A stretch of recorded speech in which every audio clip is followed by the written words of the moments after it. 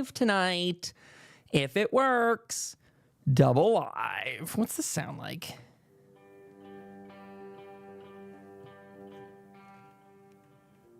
I don't know if I like this or not yet. Some Fallout music, maybe. What's this one? Wasteland D&D TTRPG music for Fallout theme. Okay.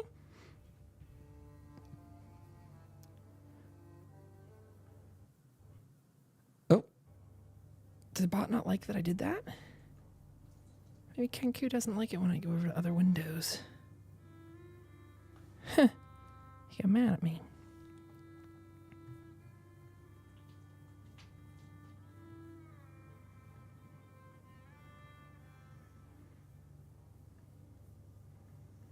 Close all those. It's tab management time as we get situated and sorted. Does anyone need anything from me from the group, by the way, in advance of this sort of stuff? Anyone need any? I don't even know what. I think I'm squared away. Good. Good. My problems are all technological. I don't think you could solve any of them. Yeah. That does wind up being the case quite often. Yesterday, I thought about like resetting things with my computer, like in different ways. I wanted to switch cameras around, and it was terrible. It was really bad. Technology couldn't have been more confrontational.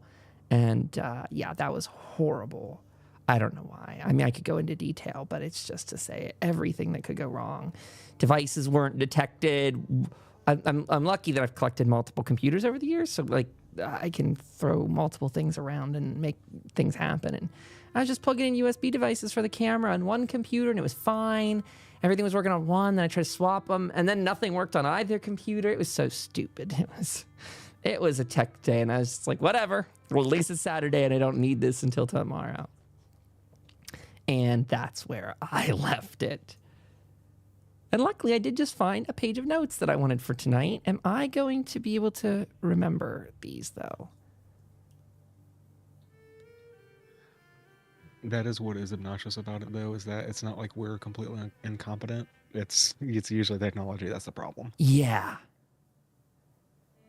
That's what really burns my balls on it, is like it's not to say I know everything. I don't. But at this stage in the game, using pretty much the same technology for about 15, 20 years now, that hasn't really advanced much. For example, USBs haven't changed. That whole system's exactly the same. And it's like, then why are you giving me fits? What's your problem? I know all the steps. And I think the solution was to go into the device manager, uninstall it there, and then replug the device in, and that worked. Magic. So if it's not working for you, chat, just throw something at it. Oh, I mean, just go into the task manager or the device manager. Don't throw something at it. Unless you think that will make you feel better, in which case, by all means. Right, Louie? Tell the computer. I know. You want to go outside and pee? Are you going to do this right before we do our thing? We're sort of in the just chatting screen today. Hi, everybody. I haven't really pulled this up on screen yet. I don't know that we have anybody out there yet. But we'll go flip to this one for a second while people... I'll send out one more ping for the Discord. Maybe the communist folks are all a little busy tonight, too. It's not like it's a quiet week.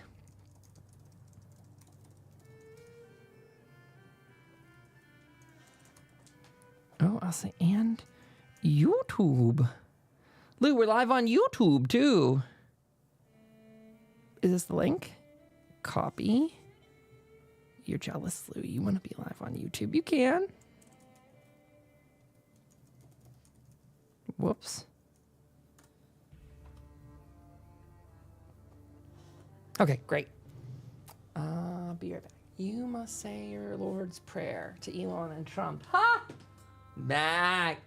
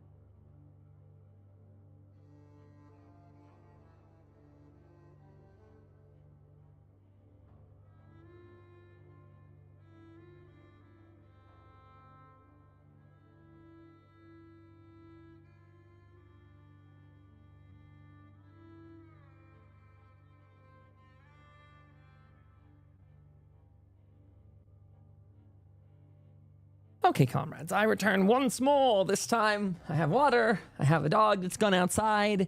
I have the time, the energy, the power to play Fallout, the TTRPG, and so we shall. Welcome back. Thank you. We'll give DK maybe even 5 minutes after the hour, but I'm thinking he may have missed tonight, so we'll just kind of roll with the punches. He's in combat, so he's there. I can't just ditch him necessarily along the side of the road like I might in other formats. Also, I'm just putting this all above board so that we can decide how we want to do it. But that is going to even lessen the firepower you guys have against the Wendigo. So for whatever plans you guys got, just a thought. Yeah. Stay on your toes. Stay frosty.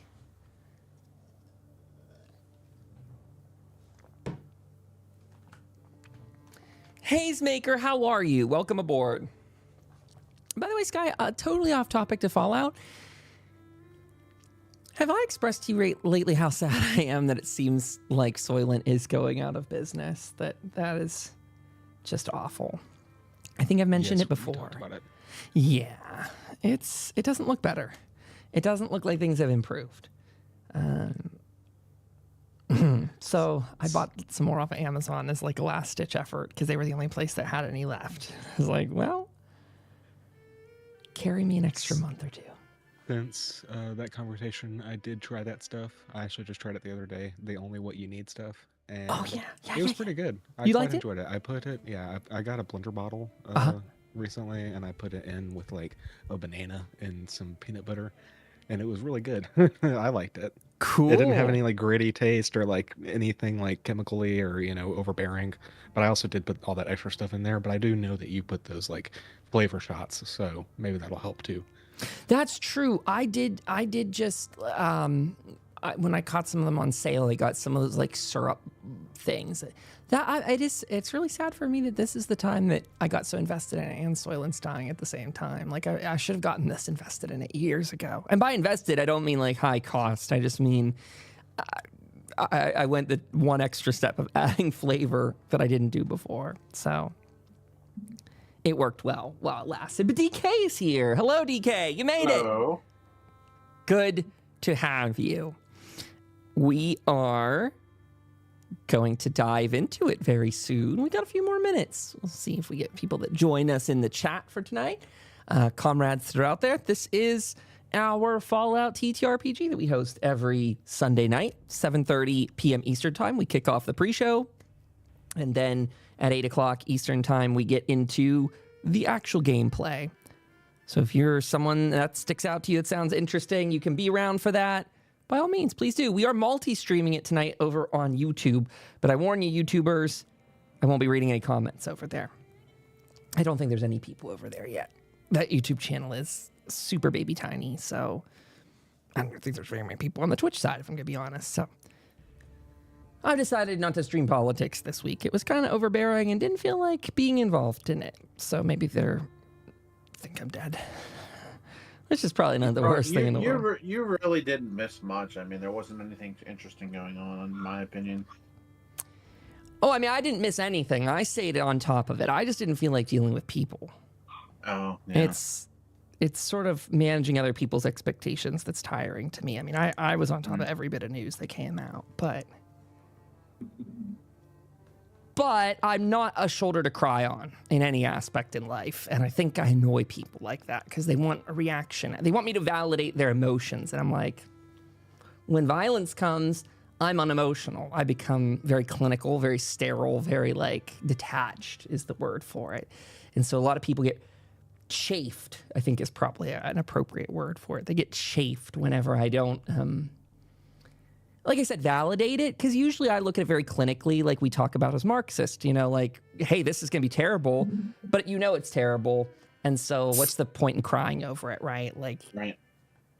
Cry when they kill you, cry when they lock you in a jail cell. Until then, the tears can wait. And yeah, so that's why I stayed off of Twitch, because I was just like,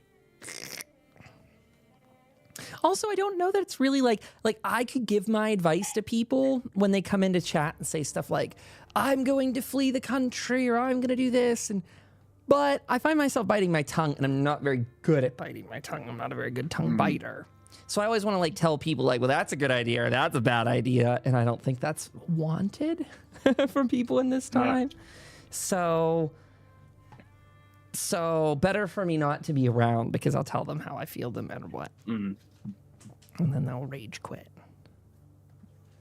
Kyle told me not to flee to Canada. Yeah, it's going to be annexed, you fool. What are you doing? At least go overseas. All right, fine. I'll go to Panama. Okay, well, next up, Greenland. I mean, it's as if, you know, the right isn't getting power in the entirety of the West. Honestly, the entire Northern Hemisphere, in fact. Like, there's nowhere you can go in the Northern Hemisphere that's safe. All of Europe is compromised. All of North America is compromised. For those that don't know, because I don't even see this news that often, but Europe has been continuously going towards the anti-Arab sort of bans, like hijabs and stuff like that are banned. Maybe it's not hijabs, but like actual face covering, full face coverings are banned. It's getting worse. Something about Italy just expanded even on that the other day. So it's not good. That's not safe. Yeah, Swiss has been a big one. They're doing that now, and everybody's complaining because like, how can you just do that? You know, they can do anything they want. I'm going to Mars. He not there yet. Aren't they going to spend $1 trillion to send a flag to get you, Mac? Just wait. He said he claims by 2030 he'll be in Mars, but so far I don't know. Yeah, and I mean, is there anywhere on Earth that the Imperial Core like won't touch you? You know, I don't know. Not even Alaska though. They're all over there too. Or not Alaska. I'm sorry, Antarctica. Sorry, can't even go there. They're coming to get us. To anyone that's watching our game of Fallout tonight, you wonder, why are politics involved? Well, if you don't like politics, you've chosen the wrong franchise to fall in love with, because Fallout is premised on exactly everything that's happening out the window right now, almost to a T. As it turns out, we're going to get most of this stuff before we die to nuclear Armageddon, from the artificial intelligence to the robots. We're just not going to have Mr. Handy so much as actual Assaultrons. They're skipping the cute stuff and going straight to the Assaultron models. Look at, is it MIT? Boston Dynamics. I think so. I'm excited though. We are about 50 years early, give or take. I'm excited to go fight in China with my Tesla branded power armor. Gosh, that's going to be so cool. Just like other power armor, you know, you're going to step into it and it's all going to like malfunction and catch fire. And yeah. Oh, wait, that's like the TV series. But because that's what Cooper Howard's complaining about in the TV I want series. Laser rifle. Maybe, Mac. Maybe in our lifetime. We'll see. I want a plasma rifle. And dog meat. Plasma rifle. They're heavy. The rounds, though, they're very heavy, is what Fallout 76 taught me. That is true. Much heavier than the fusion cells for any of the other ones, like a Tesla rifle or a laser rifle, the max point.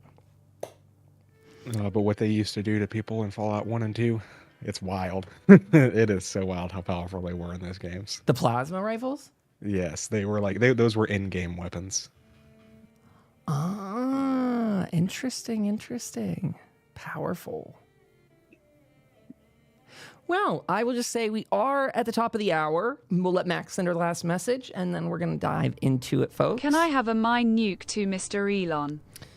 You better start thinking about that in game here in a few minutes. Okay, I'll put a marker in here for myself. Gang, we have a theme to play today. So if you're out there watching this later at home, check out this cool intro theme we got. I just created this last week. It may change. This is just a rough stab at it. Let's see how it goes. We'll mute that and press the intro.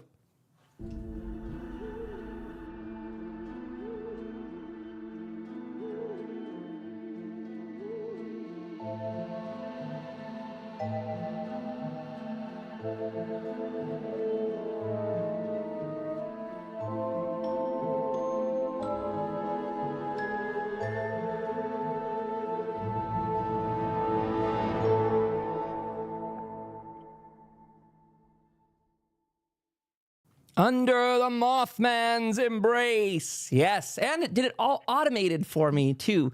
So that worked out well. It just popped me right into the scene here. I like that, Sky. I think that one worked out well. Let's do a little bit of a catch-up here. We're going to take a look around the map in a minute, too. So, okay, what do we got for Twitch folks and those viewing this at home? We can see this is, and I hope everyone in my group can already see the tactical map. It's loaded in Alchemy on my side, so hopefully it works for you. But on the Twitch stream, just to throw it out to people, you can see we got Jim, Raven, we got the Wendigo, we got Sam, and I am missing an icon for Hell's Bells. For some reason, that thing got weird, and I have to recreate her character later, and so that will be another thing. I did want to point out, though, I did a little stabbing around in the dungeon draft program, and you guys have a bit of a grotto on the screen. This is sort of my visual representation of what sort of area Mac Raven, her character, had gotten into in our last session. There's some areas here in this cave that are not explored, but I guess I did want to call out that there is a pathway that you can see that goes into the grotto, and that is sort of the path that Raven had taken through the dirt and the debris, and then Sam went through that later as well, and I think Jim followed in that finally at the end. Once you get past that, there is the pathway over, and this is kind of where we're fighting now. You can see this and imagine that this chute goes out right where you guys were last time. Like, that's where the radiation tunnel sort of leads. So this looks to be a bit of a feeding spot for the Wendigo. If people's characters were in a different location than they are right now, it is okay to move them. I approximated from memory exclusively, so if you think your character should be somewhere else, I remember, Sam, you had gone to Hell's Bells to try and stabilize her. Jim, yes. I think you would come in last, and so that's why I put you sort of up that way. And Raven, I don't know how close you were to the Wendigo. I think you were still in fighting range with it. Jim, you might even be further back. You might be closer, like where I just plopped you now, I think, maybe, come to think of it. If you don't like that, though, that's fine, too. I'd consider Jim right at this second probably at medium range, whereas where he was earlier might be, like, close range. So whatever weapon you want to use in that regard. Oh, FYI. Yeah.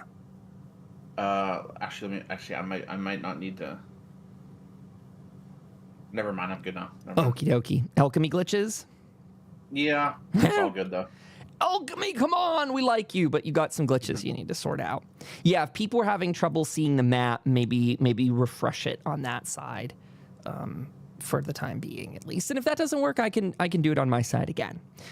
We will pick up with some battle music in just a second here, because I don't know how much there is to reset up. I'll say to the folks at home, we have episode 0 and episode 1 of this series up on YouTube, and it's up on all of your favorite podcast players from Spotify to Apple and beyond, Pocket Casts, etc. There is going to be probably a newer release schedule this week. I think people are going to get content on maybe Wednesdays, Thursdays, and Fridays from us. Maybe. Maybe I'll scooch to do audio releases on Mondays. I was sort of bullshitting on this on Friday in the Overseer's log, which is a shout out to check that out. It's all in the one podcast feed. So what we do here on Sunday nights, 7:30 p.m. Eastern time, we do our pre-show. 8 p.m. we kick off the actual play. We're a little bit late for me talking.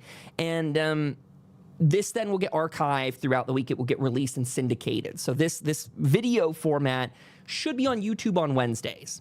But I want to release the audio episode a little bit different because I think I'm hurting the algorithm on YouTube. It's getting a video copy and a podcast audio copy on the same day on YouTube. And I think that's probably weird. So what I'm going to do is probably a video episode on Wednesday, maybe audio episode on Monday, Tuesday? I don't know. That's going to float. We're going to see how I do with that. And then Friday should stay as the bonus episode, the Overseer's Log. And I'd love to have some of the crew come on here to do some character deep dives. In the last episode, I did just talk about what sort of software I was using for this, how we kind of lightly integrate some AI into it to sort of help search through notes. And yeah, you go listen to that. Pretty cool episode. Hopefully people enjoy that. Wow, great job, Overseer Kyle, says Knack. Well, thank you. You like the map there. Maybe that's what a compliment is. I hope you like that. I hope you like it. Very easy to make this map thanks to Dungeon Draft. I had a good time. Let's kick off this Fallout gameplay music, and we can dive into it. Don't have a button for this, actually. I do. Straight to the battle music. Let's go. Oh, I need to zoom out my camera, too, on this at one point. I'm a little zoomed in, folks. It was accidental. It was accidental, but we're rolling with it. Okay. Pulling us actually into the combat encounter. I have no idea whose turn it was. Sam, I think you had just stabilized Hell's Bells when we had left. So yes. Would it make sense to you that we start after your turn then? That would probably be your like major action and such. Oh, I put Alfred on the map twice, sorry. Yes. By the time we finish, I was finished with my turn. Wonderful. Even if Raven and DK are getting a double up, doesn't matter, folks. I'm going to pass it to Mac here. You can go ahead and do what you want to do here. So, Raven, you're going to go up first here, and then DK, you're going to be on deck with Jim, and then we'll go around. I just remind that this guy's got some real tough hide to penetrate through, so... good luck, folks. What do you got for us, Raven? What you have?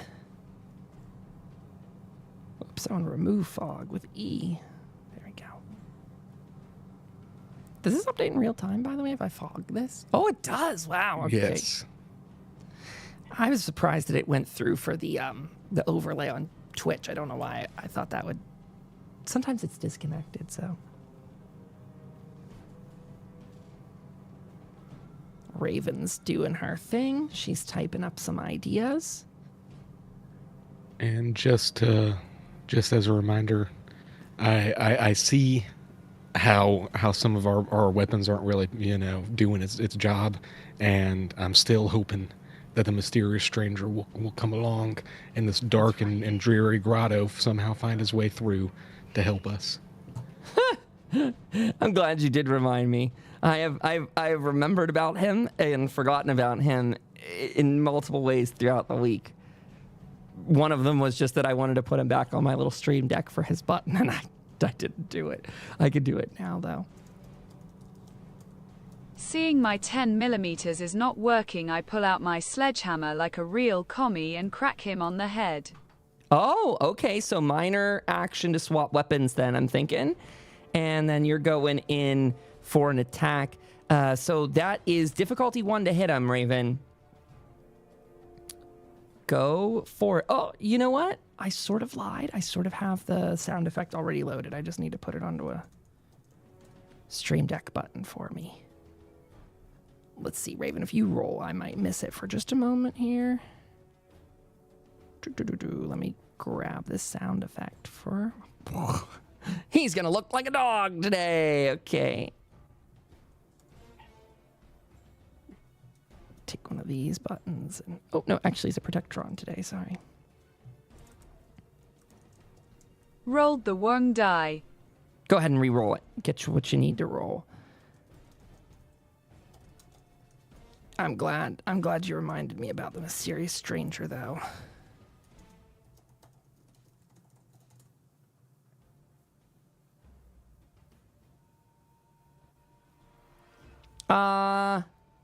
Do you want to roll that as your correct skill, Raven? Yeah, it did not. That one's not. It's not at least telling. You have to tell me what your target number is on those. Then I'm guessing the 3 is a success, but I don't know. You'll have to correct that, or just correct me on that. I don't know that the 15, the other one, are per se. Woo! 2 successes. Excellent. You can add 1 action point back to the pool then, Raven. And you go ahead and connect with that. So go ahead and roll that damage for your hammer. That other attack. Well, actually, wait. Do we even need a reroll for the hammer? You just did it up above. Is that the correct amount? You can run with that if you want. I'm fine with that. In the sense that you just needed to roll. You rolled them out of order, but it's the same sort of... Oh, yeah. I'll let you use that other one, but the trade-off... That's what I did to the wall. The hammer damage up above? Well, you can reroll if you want. Go ahead. Whatever you want to do for your hammer. But then also roll us a hit die as well, so we know where you hit him, Raven. Where are you smacking him? What's going on, chat? I might fix my camera a little bit. Holy moly. She doing massive damage? I don't understand the dice compared to the number. Let's see in 1 second here. I don't understand the dice and compared to the number. Ooh, only 3 damage on that one and an attack to the head. He's going to negate all of that. Yeah, I guess that was the question. I mean, pardon me for not rolling so definitively as a GM, but the previous number looked okay, but she said that was towards the wall. So I don't know what that meant, but if you're okay, keep whichever one you want to take. Just let me know, Raven. You decide. You either take the previous one that did the attack of 7 or the 18. The numbers. Is that what you're asking about, Sky? Why is the 7 versus 18? Because those D6s have those bizarre calculations to them. That is a pure numbers roll. Like, that would be if we weren't playing with combat dice, but traditional dice. I don't think it would be useful in any way, shape, or form. But it's just to say that, like, the effect icon and the 2... Yeah, those zeros that rolled might actually be, like, 5s or 6s or something. Actually, it might be I will take the 7. Okay, then go ahead. You got 2, 4, 5, 6, 7 damage. So he is going to negate 5 of that, and that will do 3 damage to his head. Bonk right over the head, Raven. You literally bonked him right on the head. Okay, he's going to take his 3 health points of damage there. Where's his little tracker?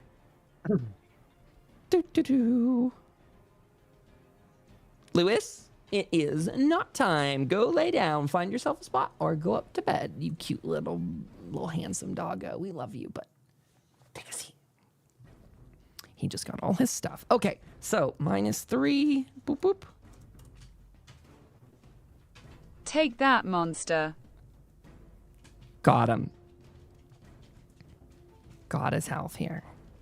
Okay, who's up now? Raven, you got anything else left? I don't think so. You swapped. Unless you're spending points, we're off to Jim. Okay. Jim, what's your strategy here? My strategy is my always trusty pipe bolt action. Okay. I'm gonna take my shot ball. Actually, no. I'm gonna aim first. Let's do it. Okay, that's a good one. Aim it up. That's your minor action. Okay. Let's see. Yeah, he's adjusted correctly. Okay. So Jim's character is a little bit up this way, everybody. Jimmy Jam, said Mac in chat. Oh, wait. Hold on. Can we do that? Okay. There it is. Okay. Boom. Let's see. Ooh, no successes on that one, but you did aim, so you get to reroll 1. Let's do the 13. Go for it. Click it. That should give you the option to reroll. Yep. 4, that is a success. That's all you needed. Wonderful. Go ahead and fire away. Mr. Handy will be up after Jim. And then the Wendigo follows Mr. Handy. Raven, you better watch your everything. I say watch your face, but watch your everything. Okay. All right. You clonked him, Raven. You clonked him. How much health does she have, by the way? Ooh, that's a nice roll. Oh my god, yeah. 1, 2, 3, 4, 5. He negates most of that. Does that have any damage modifier to it, like any effect. Let me double check. I should have checked before then. Oh, you're fine. It has piercing 1.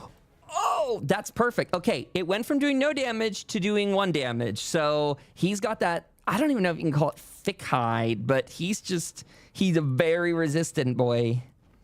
So I'm going to take that 1 point away from him here. Okay. And if you want to do anything extra on your turn... Not at all. I do want to remind Raven that I didn't offer this to you last time because the dice confusion. I thought this would be too difficult to like factor in. But Raven, if you're going melee, there's a reminder that you can spend every 1 point of AP you spend on melee adds an extra combat dice to your roll. So, and that's up to 3. You could spend, this is different than the dice cost, just as a heads up. But that will be for your next round. Mr. Handy's going to fly up. I'm going to help you, Raven. You can't be eaten. I won't let you. And I think he was actually already sort of in range with him last time anyway. But he's going to go ahead and roll his buzzsaw attack. Let's see if he connects. Oh, this Mr. Handy model, 0 successes. He goes in, buzzsaw waving. The Wendigo reacts, dodges, and sort of steps out of the way of Mr. Handy's attack. He's going to go ahead and roll it over. The Wendigo's up, and Raven, is going after you because you hit him in the head. What'd you expect? So let's see. I'm playing the Wendigo. Oh, right. He's not on he doesn't automate. Okay, let's see. What attack are you going to do? Oh, we could stun with that? Burst? I don't even know what that does. Raven, he's kind of... Oh, you're in a weird spot. He's going to scream at you. Why not? Oh, I wonder if this will hurt the Mr. Handy. Okay, he's going to scream at you, which can do damage to the Mr. Handy as well if he's in close range. That's what the burst attack does. I always have to look at that. I'm so unfamiliar with it. And stun, if one or more effects are rolled, the target loses their normal actions the next turn. Oh, no. Okay, he's rolling. He needs to get a target number of 15 or less on this. They get a 14 and 11, so he gets 2 successes. He's going to go ahead and scream at you, Raven. 6 combat dice. This will also hurt Mr. Handy if he rolls any successes. 3, 4, 6. Okay, 6 combat die coming up. 1 success. That one's cocked. Oh, he didn't do much damage, though. Okay, 5 damage total. And that does mean Raven's stunned for a turn, as a heads up. She is stunned. This is going to hit... I don't think the scream matters if I give it a location. Not really. 5 points of damage, though. That is a crit. Raven, do you... This landed on the torso, though, for what it's worth. I don't know if a scream... You know what? He doesn't get an action point. That range is medium, so that would have been 1 difficulty up. So he still succeeds. This is all coming through, but I just wanted to clarify that. He has a medium range attack. Good for me to know in the future, I guess. This is energy damage, Raven. Do you have any energy damage resistance on your head or torso? I'll ask both. Ouch, my ears. Yeah. Any energy damage resistance on your head or your torso? I'm giving you the choice just because it's a weird attack. The die rolled torso, but it makes more sense that this would hit your head. But maybe it's that much of like a blaring, blast of sound that it almost hits you like a wave of power, like a... I would imagine it's more like concussive. Just road leathers and a hood, I don't think so. Got you. Let's check on that one. I did not hear Sam, the Sky. What'd you say? Oh, I just imagine it would be more concussive. Yeah.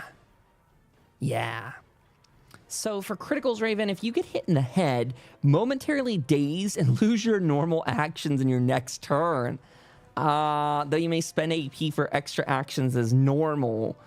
Further, you cannot see clearly. Oh gosh! Oh no! And further, you cannot see clearly. The difficulty of all tests which rely upon vision is going up by 2. Oh, Raven. Oh. Holy crap. How many HP do I have? You track that, not me. I don't keep tabs on that one. How much HP do you have? You lost 5 points, though. Sorry if that was the question. It is 5 points of damage that's coming through. You said 5. Yes. Yeah. He's got 5 points coming in. How many points of HP do you have? I have 1 now. Before you had one health point before. Oh no! Wait, really? Shit. Is that for reals? Wait. Oh no.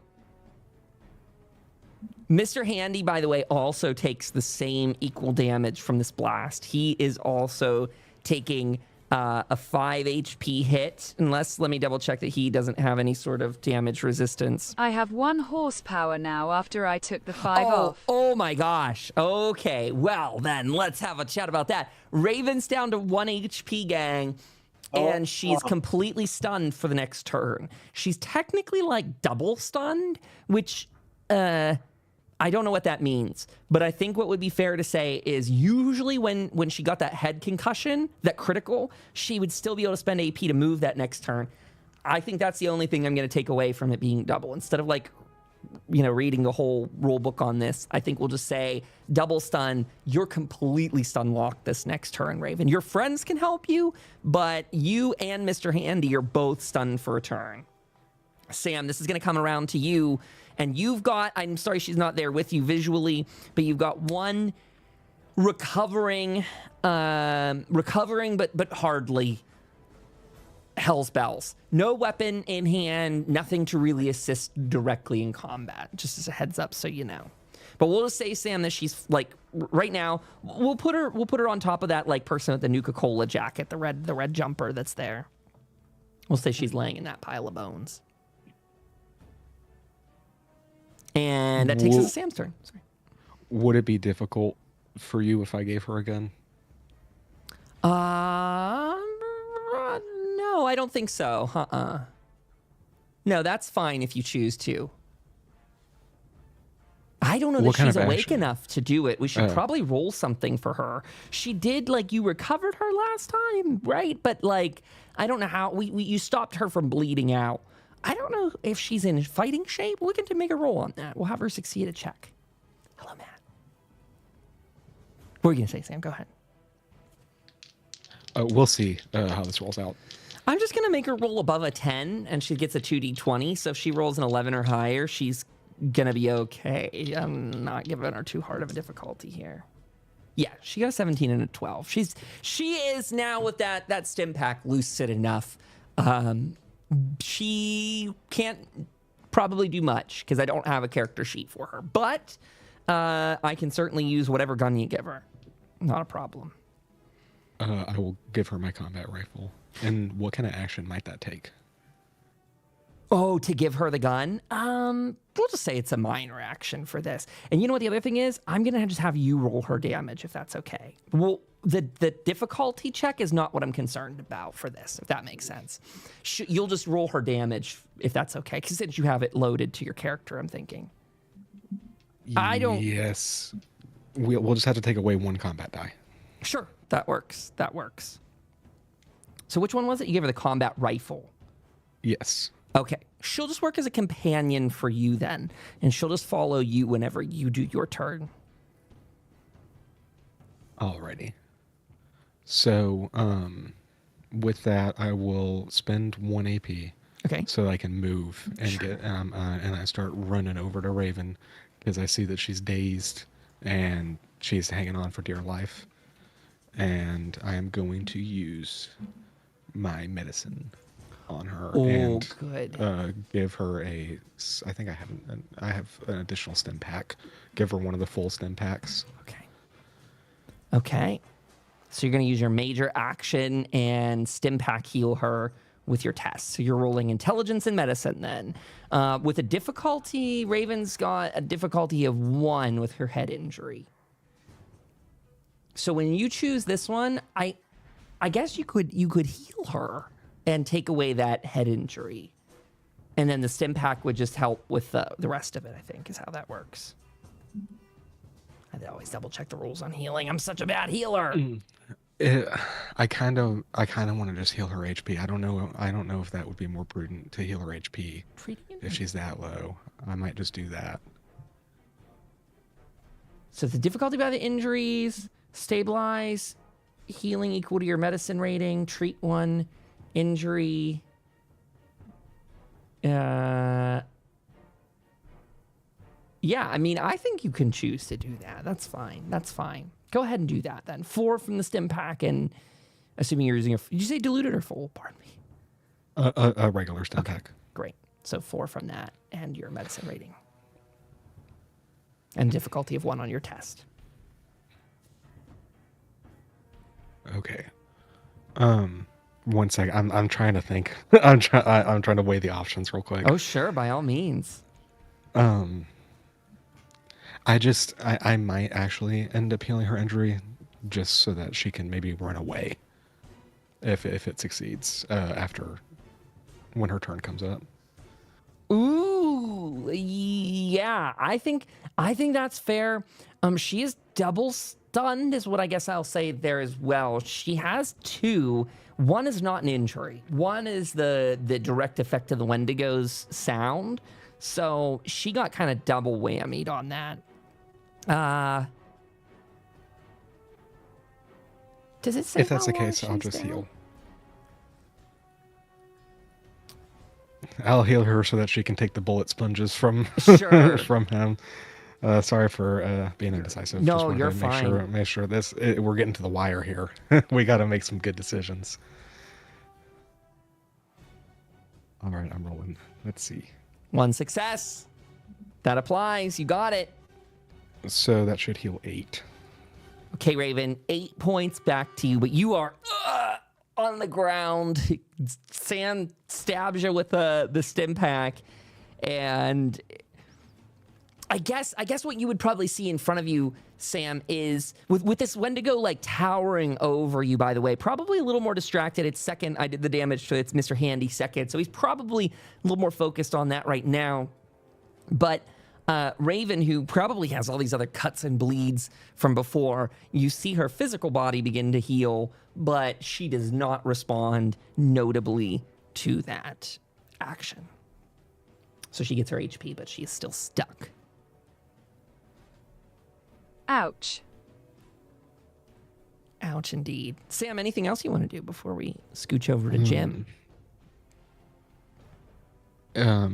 I might take some AP to take a shot, if that's cool with you. Oh, sure. May I, before you do that, to factor it in, just to be completely, I guess, by the rule, you got rid of her other things, so now she can spend AP to take additional actions on this turn. So we're technically still on Sam, and then how many AP do you guys have? She might want to use 1 AP to run away or something, just as a heads up. Oh, sweet. I didn't know that was possible. Well, then we'll save it. Or she can buy it from me, whatever she wants to do. Yeah. We'll see. We'll see what happens. I'll pass it on. Okay, Raven, yes, same thing I just said. 2 AP to do a major action, 1 AP to do a minor action. You are still stunned for this round. And so is Mr. Handy. Jim, you're on deck. You're almost up. Okay.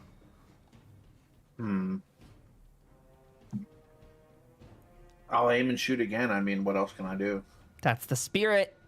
Go for it. All right. We'll let Raven figure. You do your thing, Jim. You're fine to proceed ahead with this. We'll just wait for Okay. her, see what she's doing. I will wait.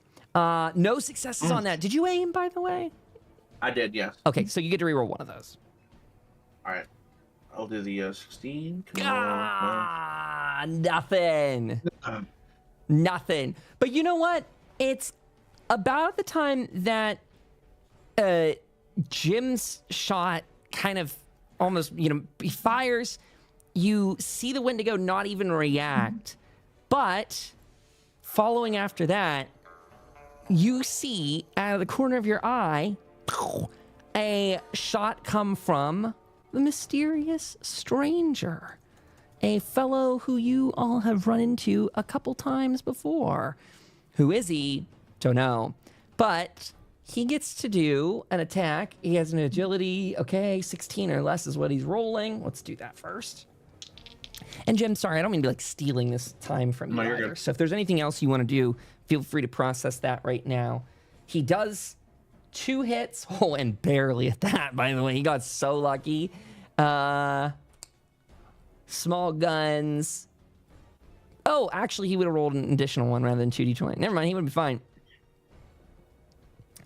8 combat dice of piercing damage. 4 and 4. Come on, mysterious stranger. Woohoo! He rolled decently. He's got 2, 4, 6, 7 points of damage. 3 of them are effects. Oh, and he's got piercing. He's got piercing 1 and vicious. Okay, so let's see what's vicious do. I think vicious is just like something, an extra point of damage per every point. Yeah, it is. Okay, so mysterious stranger. So okay, so that's. Oof. Let's write this somewhere. I'll be messaging as Mr. Handy. That's fine. 6 plus 4. So he's doing 10 points of damage. And then that would be minus 5, which would be 5. And then he cuts through 3. So that would be, I think he just did 8 points of damage. Yep. Is there any other things? 8 points of damage, vicious, physical. Okay. And he hits him in the left leg. That puts our Wendigo down quite a few points, and he's also now a bit stunned on his movement. So I will go ahead and read that out in just a minute for people, but let me take out his health points first. Why is his tracker doing that? Don't like go to his turn. Ugh, the GM side of alchemy is a little bit of a pain in the butt for trackers. Okay, minus 8. 1, 2, 3, 4, 5, 6, 7, 8. Okay, and that hit him in the leg, so now he is falling prone, I believe. Yes, and he can't take the sprint action. Move is now a major action until he is healed. Until he's healed. So, anything else before we proceed over? Raven, did you choose if you wanted to move out of there? You were stunned, but if you choose to spend an action point, you're able to move still. I will try limping away. Okay, go for it. That will cost 1 AP from the pool. And you could move approximately... You could move to the furthest you can get is there or kind of behind Jim somewhere. That's about a combat zone's worth. So you're either going south to where the red body is about or up to where Jim is. Okay, Raven's going up. She's going up. Got you. Okay, that brings us to the end of Raven's turn and Mr. Handy. And if anyone else I skipped in any way, you let me know, because we're back to the Wendigo. Sam, the one who just took the Wendigo's prey ×2. What are you doing, man? He's going to go after you because you are Mr. Handy stunned. So he's definitely going after you now. Mr. Wendigo, you must roll a target number of 16 or less to deal some damage. Oh, you rolled a 20 and a 3. Okay, so the 3 is good. The 20 is a complication.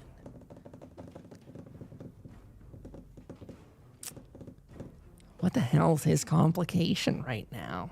His leg is hurt, so he has an injury, and I feel like that makes some sense that should be tied into this. His complication, I might hold on that just a second in general and see what ends up happening. Ooh, you know what? Yeah, putting this out to our crew, always complications can sort of be banked on for any complication.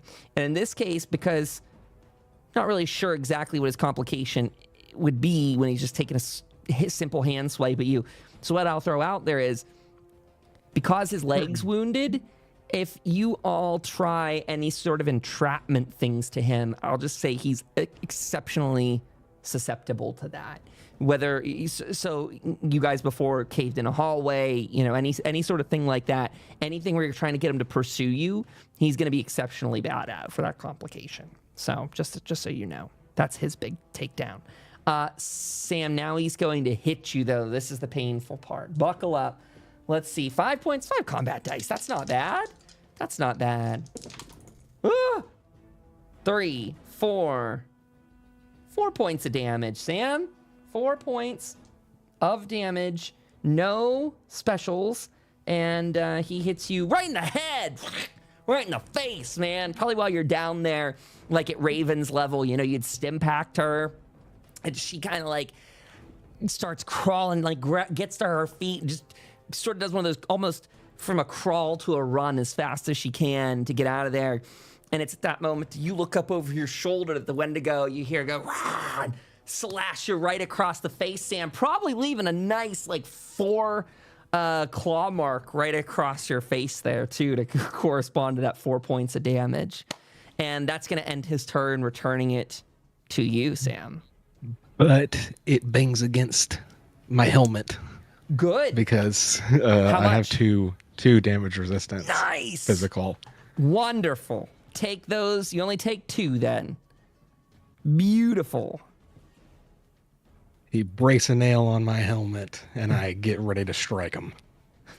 Well, that could be it, too. Who knows? That might be a good complication for him. I will raise my shotgun at him and aim it, and I will take a shot at it. Do it. Success. That clears. Let's see. Big damage, big damage, big damage. Big damage.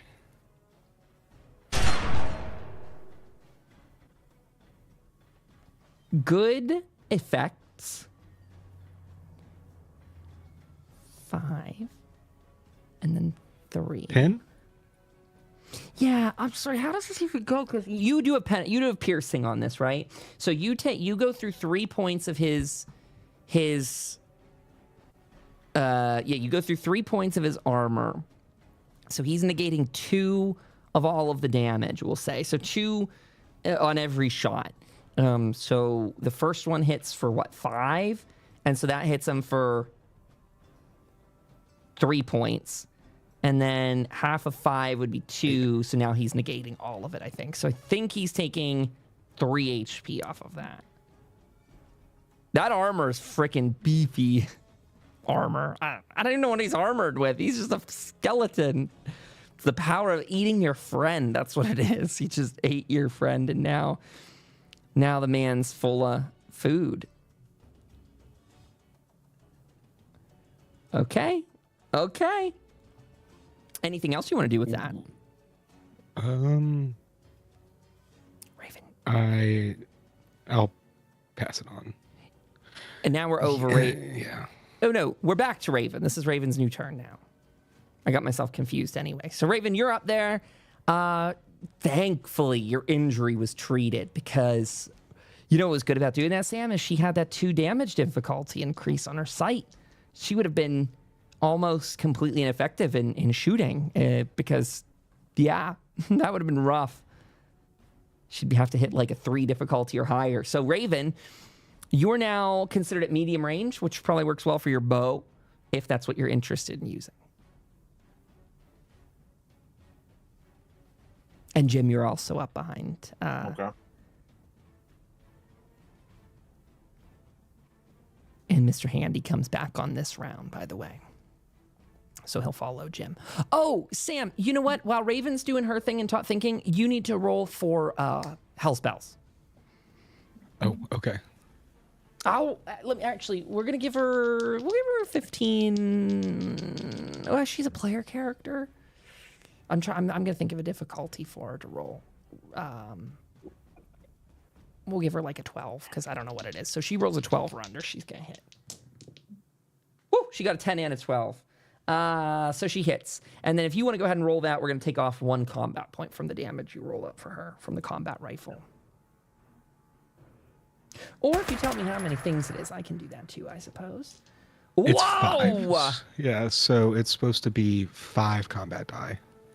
So we'll take damage. the whole top row then, off of what you just dealt. We'll ignore the bottom row. Right? So 1, 2, 3, 4, 5. And she got 1 effect, which maybe this gun has piercing or something? I don't know. Confirm that for me if you can. Does it have any effect? It doesn't. No, it's just a regular base rifle. So 2, 4, 6, 7 points of damage is what she did. So he takes 5 away from that, and that's the right arm, so he'll take 2 more points of damage then. To the right arm. Okay. And Raven, you go ahead and type out what you want to say. Time to draw my bow and then grab my fire arrows. Ooh. Okay, so minor action to draw your bow. You're going for fire arrows. By all means. 2 successes. That clears and you get an AP back. And then since you're specifically using a fire arrow, Raven, you're gonna... This I think is a homebrew for the fire arrow. So the way persistent damage works, that's what you're really applying. You'll have to keep track of this a little bit, Raven. For each turn upcoming, he's going to suffer some of this damage, and it's going to last for 3 rounds. So persistent. Persistent is... What's the damage? It suffers the weapon's damage again at the end of their next or subsequent turn for the number of rounds equal to those amount of effect dice rolled. Okay, so he is going to take that as fire damage for his next. But how much was this? Oh, you nailed. Ooh, you just hit his thing. So he... Oh, I guess it doesn't do much, does it? Because he's going to reject all of that damage, isn't he? God, that was a good roll, Raven. His defenses are high. So that's 3, 4, 5. He is, you know what you see is that fire arrow hits him right in the back, actually. And you see as the fire starts to spread because his skin is so almost papery thin that it sort of catches fire a little bit abruptly. You can see the flames coming off of him, but though he's encompassed in flame or becoming more so each turn, he is not damaged by it. In fact, kind of gives you almost an idea that his healing metric, he's out healing the amount of damage that's being done to him. Sort of what it looks like to you, at least, at that distance.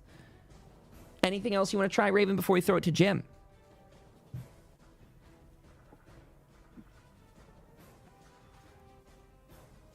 All good. Okay. 15 minutes till break time, by the way, everybody. Let's see, Jim, you're up, followed by Mr. Handy. 1 to go, and then 6. Okay. I'm going to aim and shoot again. Go for it. Come on. Ooh, and you aimed, though, right? So you can reroll. Mm-hmm.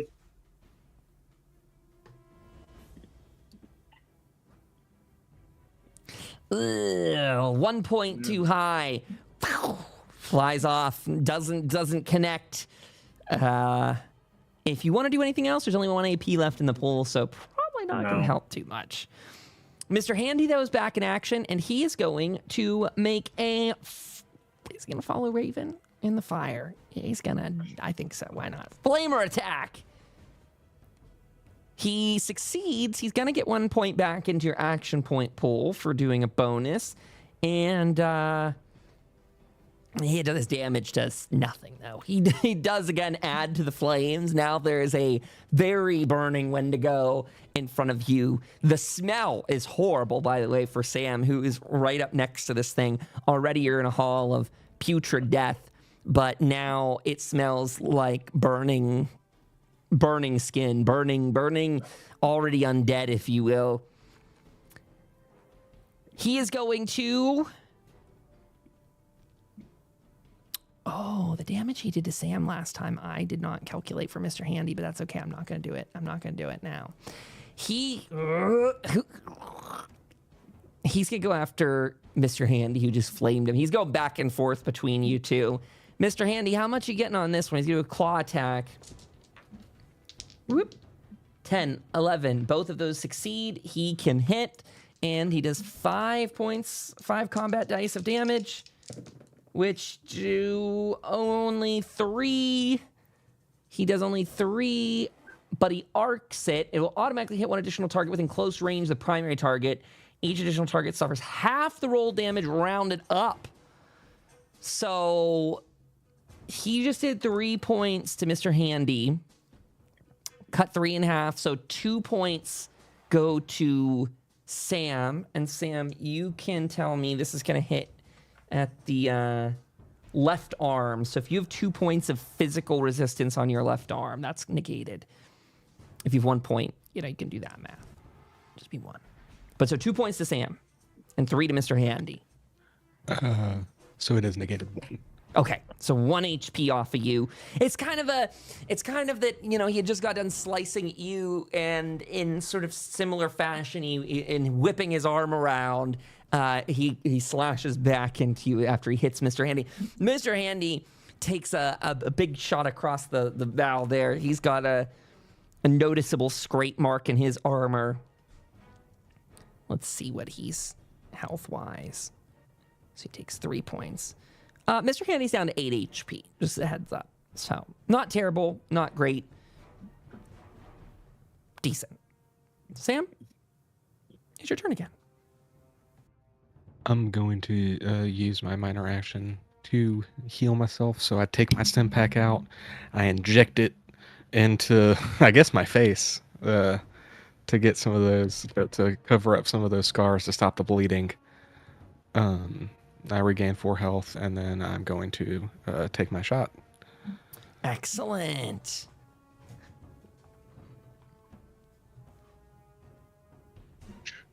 So I put my shotgun up, and I let loose.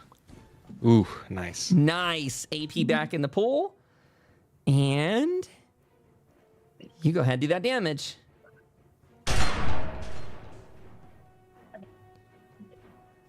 Oh, none, I don't think, huh? Well, wait, each effect penetrates a piece, right? Is what we said. This is one penetrating each. So, you did 4 damage. He's still negating 1, so that was unfortunately nothing on any of those shots, I don't think. And then does spread work on the faces? Like if the faces are doing the damage? Do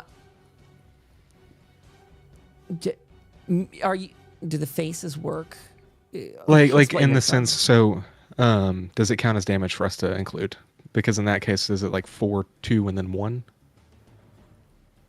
4, 2, and then 1.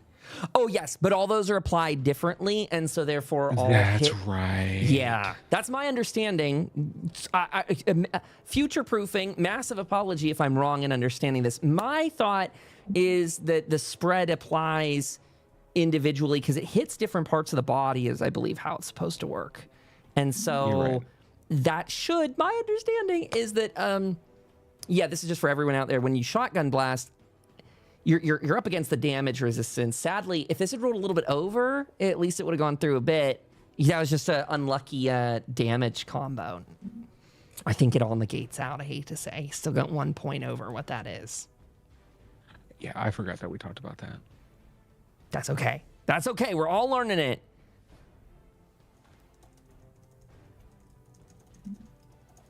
All right, well, with that,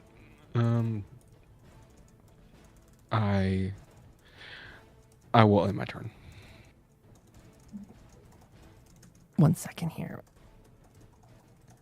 I am asking our handy dandy little AI that's trained on the rules here to what is that like?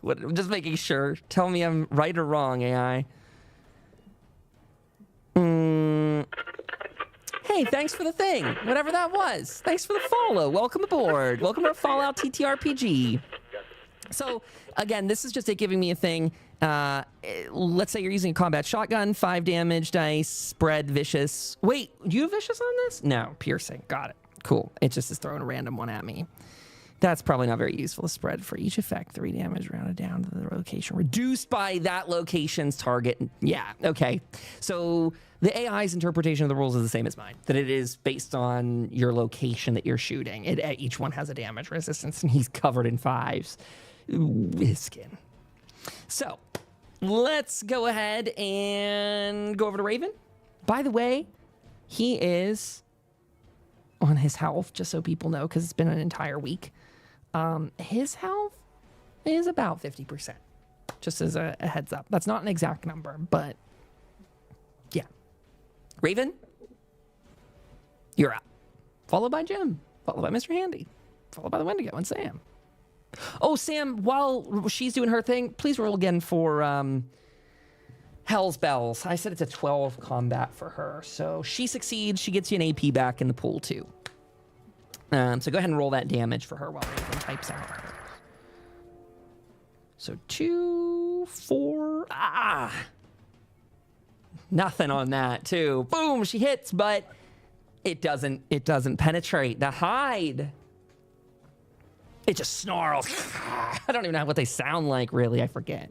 They just got a weird, echoey scream that almost sounds a little tinny in a sense. Yet, I should have got Wendigo sound effects, but I didn't see any of those before.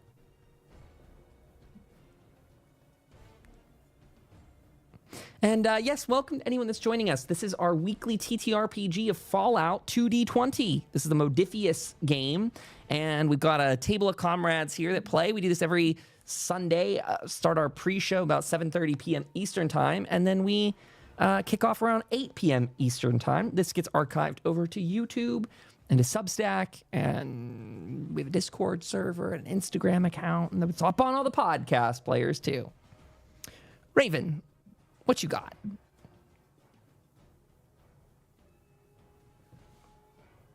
She's doing an attack. And Jim, if you want, you can go ahead and load process. Another fire arrow. Go for it.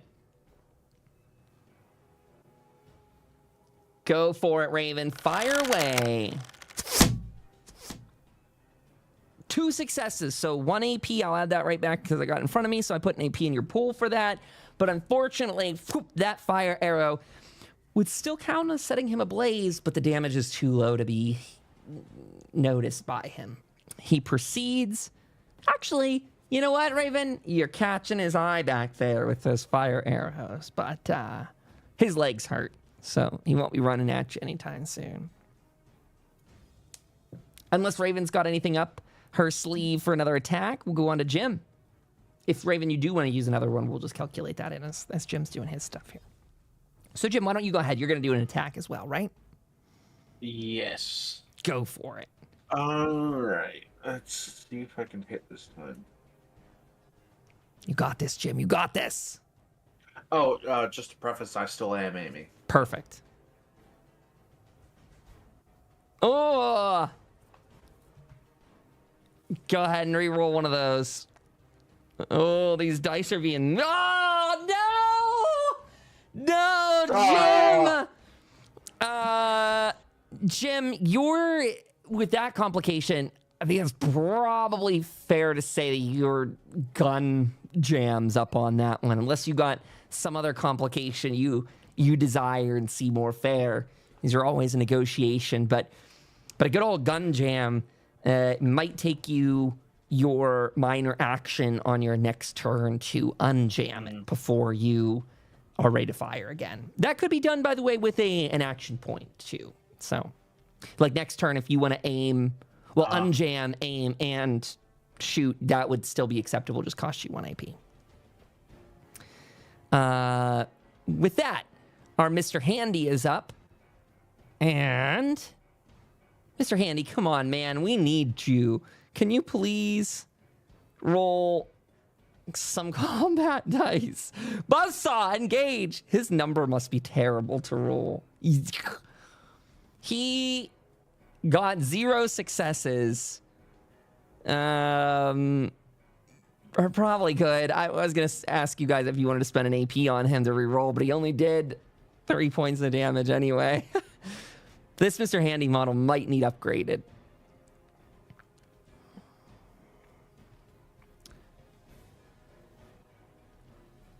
How bad are Sam and Jim, or Mac and Jim hurt? Because I'll be honest, Raven and Jim up there, I want him to scream again. I want him to scream. You're at medium range. That's correct for him. Oh, come on. Oh. Okay, Raven. Okay, Jim. Let's see. He's going. He needs to get a target number of 15 or less. Oh, he succeeds twice, an 11 and a 6. 6 combat die coming up for a big old...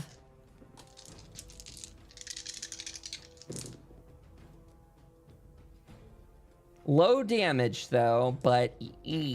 So he did 4 damage, Raven, going your way. And he did 2 effects on that, too. So he's applying... If 1 or more effects are rolled, the target loses their normal actions in their next turn. So it only applies for 1 turn. So that's a stun on Raven. And burst. The attack may hit 1 additional target within close range of the primary target. For each effect rolled, each additional target costs 1 additional shot from the weapon. Well, he doesn't have a weapon, so I guess that doesn't apply to him. I don't know why they put burst instead of arc here.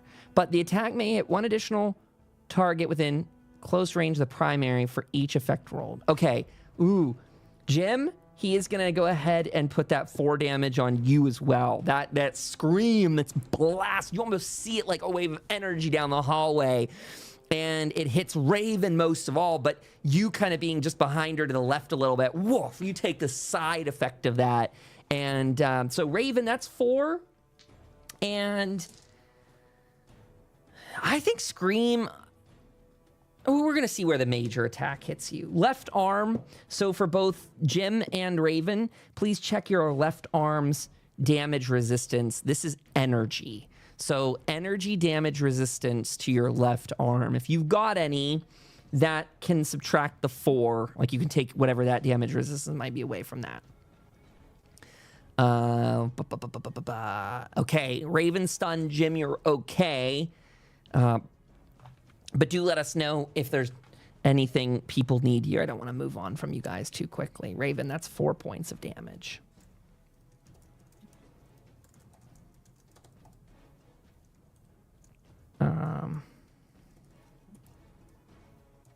So Jim gets no stun. And that was the left arm. I just put that in the chat. Hopefully that appears for them. Okay. Ha, Mac, sending me the yak mines. Okay. Sam, you are up.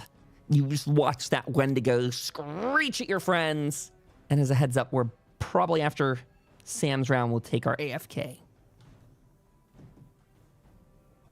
Unless you want to take it now and think. That's your choice, by the way. Oh. Sorry, Sam. You know what? Maybe because I need to look up something real quick. Sure, that would be fine. I'm not in an urgent rush, but I wanted to give you that opportunity so that you can have this talk. In case you guys want to strategize or anything, you're laying damage into him. The guy's just tough as nails. He's a tough boy. To chat, we're going to do a 10-minute AFK, 10 minutes on the clock. There will be a round of commercials that play, Fallout commercials, fun, cute commercials at that. So if you get the chance, thanks for joining us, Gnomes. I saw that Skylar answered you in chat there about the tabletop RPG. Again, this is the Fallout 2D20. Does he have poison resistance? I don't know that you know the answer to that question. I don't know that I know the answer to that question. Let's see. You'll have to find out. Yeah, you have to find out. Okay. You know, I could also let you... Ooh, this is a bad one to do in combat. Raven, if you want to know the answer to that question, I would let you roll some kind of... I think like a survival perception would be fair, but it would be a difficult test because I don't think your character's probably ever seen a Wendigo before based on... Well, you're welcome to fill me in on that. How about that? We will pause the question about poison until after the break, Raven. You can feel free to think about that. But I'll just put it this way. You've not fought one before, so in our game. So your characters don't know anything about this beastie, generally speaking. If you do want to roll a survival and perception test, though, it's going to be difficult to find that out. And that's why I think that might be difficult in combat. Because if you're just wandering... You wouldn't mind the AP loss, but I think it's going to probably end up costing you some AP for that roll. Good. You can find out the hard way, though, just by shooting and seeing what happens. See if you got any at all. Okay, on that note, let's do our 5 minutes. We will be back here shortly. Whoop.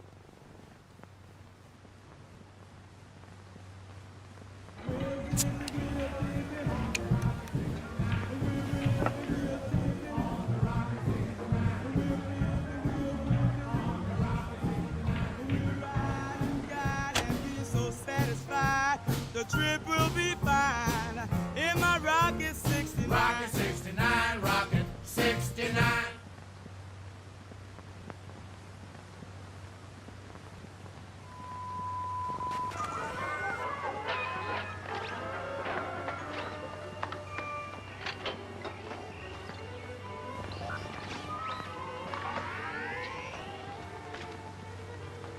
Our American way of life. Isn't it grand?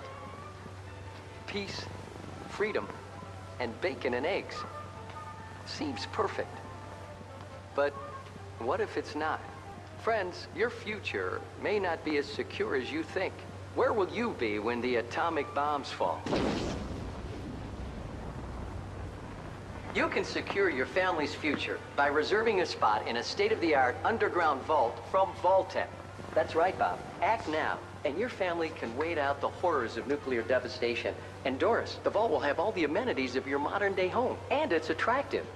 And Sally, in the vault, you might meet that special someone, just as you would on the surface. And in a few short years, you and your fellow vault dwellers will repopulate our great country. And Billy, you'll have lots of swell kids to play with.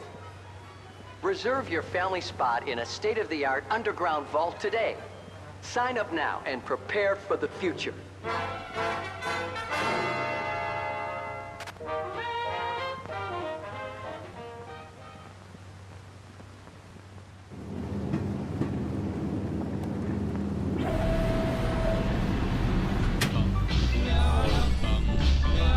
Got a doll baby, I love her so. Nothing else like her anywhere you go. Man, she's anything but calm. Regular pint size at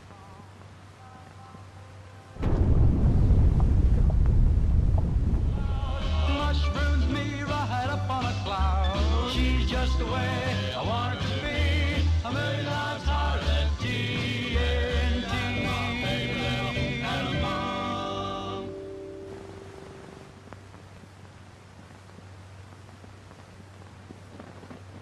Here we are, son, our nation's capital. There's nothing to do here.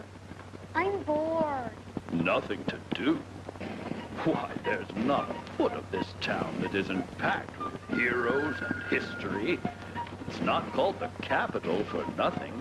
Right, Tom? That's right, Abe. In fact, every year, millions of tourists come to enjoy our beautiful nature and advanced technology. Right, George? Ah, yes, we've seen so much over the years, and there's more to come. But one thing's for sure, we'll always be here, no matter what happens.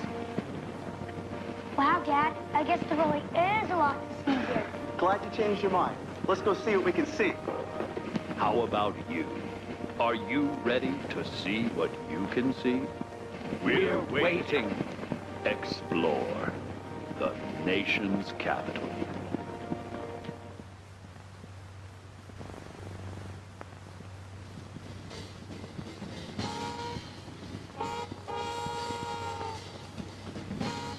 Traffic is terrible and getting worse every day. Go Metro. Avoid pollution, congestion. It's the smart way. Remember, on Sundays, everyone rides free. And now, meet the Metro Protectron. Tickets, please.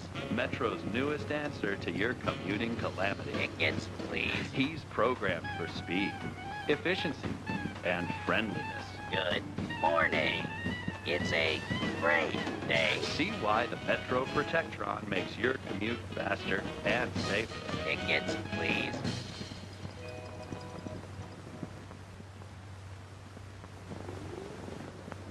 Vault-Tec presents Growing up. You're growing up. And other things are changing too. You know what that means. Pip-Boy 3000. Part of your life. With Pip-Boy, all life's answers are in sight. Pip-Boy 3000, part of your life. Pip-Boy 3000, part of your life. With Pip-Boy, all life's answers are in sight. That's right.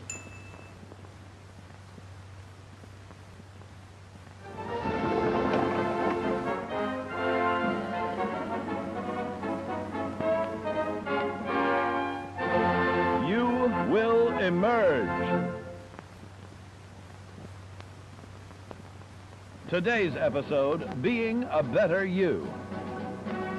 In life, we must each deal with the hand we are dealt, performing our assigned role to the best of our capacity.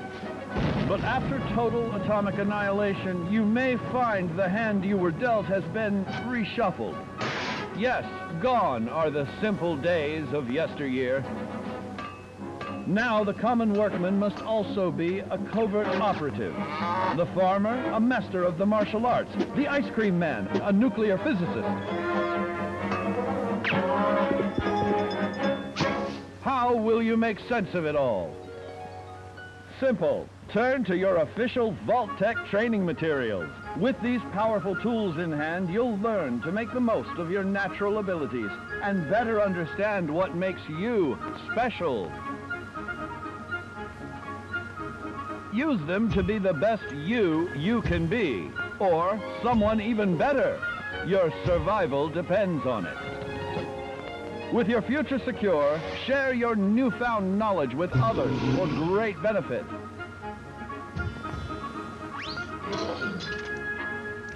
But remember, there's power in diversity.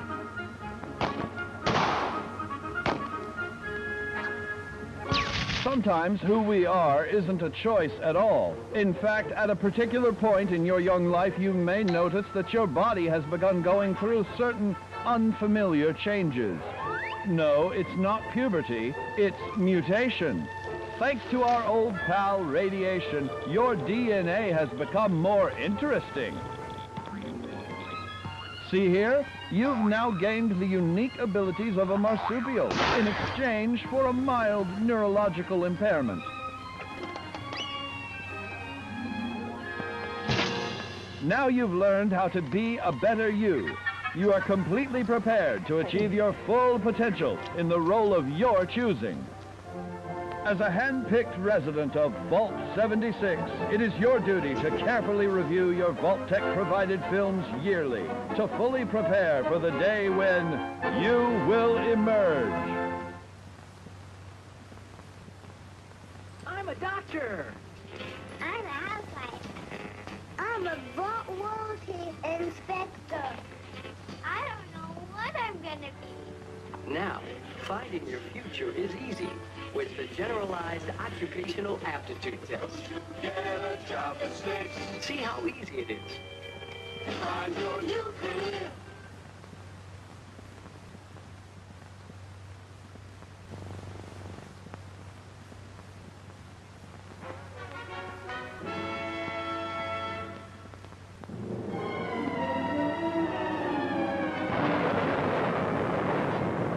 Following total atomic annihilation, the rebuilding of this great nation of ours may fall to you. That's why we at Vault-Tec have prepared these educational materials for you to better understand the 7 defining attributes that make you special. Today, we will focus on strength. In the wasteland, essential supplies will be scarce. When an item of value is found, keep it close and away from bullies. The stronger you are, the more you can carry. Be sure to know your limits, or you may find it challenging to escape from hazardous scenarios, no matter how strong you are. There are other situations where you may find yourself in close proximity to unfriendly neighbors. For such cases, you must learn to defend yourself using your natural strength. Use anything sharp, or sturdy enough to swing. Get creative with your implement, but stay reasonable. And look for anything that can further enhance your innate vigor. The greater your strength, the greater the impact. But remember, some moments require more than muscle. Keep doing your chin-ups and push-ups because there's more strength can do for you. Swing for the fences like the pros, crafting specialized protective gear to keep, or building clever weapons to wield. Regularly study your Vault-Tec provided materials to prepare for survival. And to answer the question, do you know what makes you special?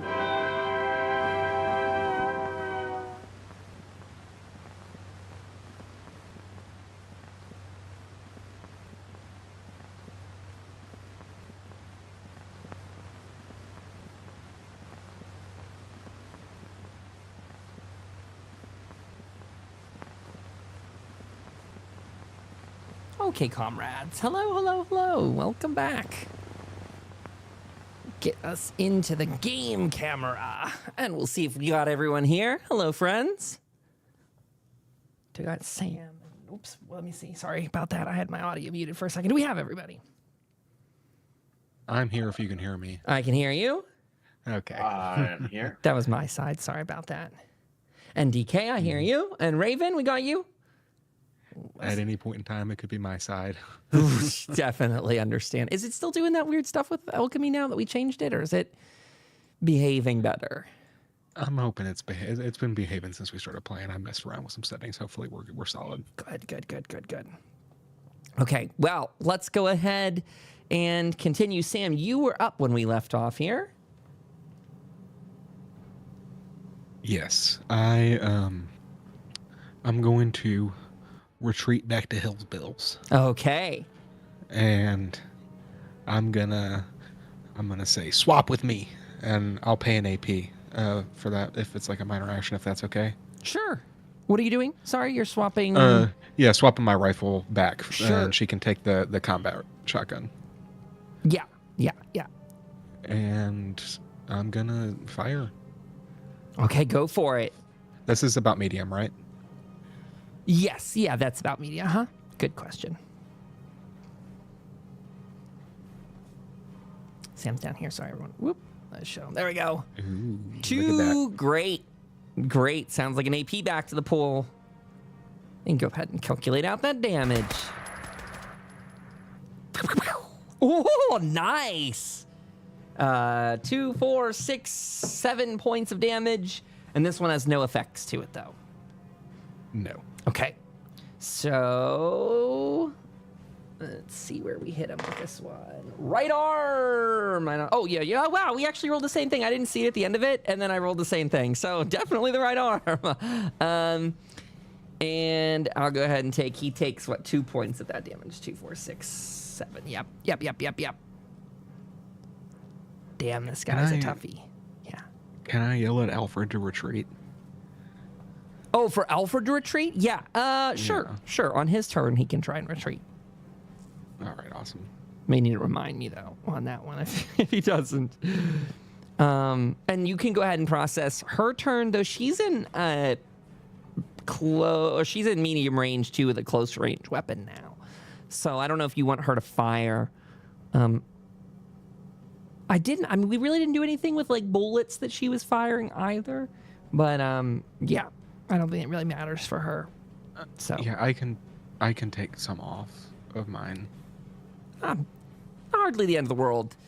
More of a question of, do you want her to do anything with it? She would need to get closer, or she could just try and fire, but it's at a distance, and its difficulty will go up.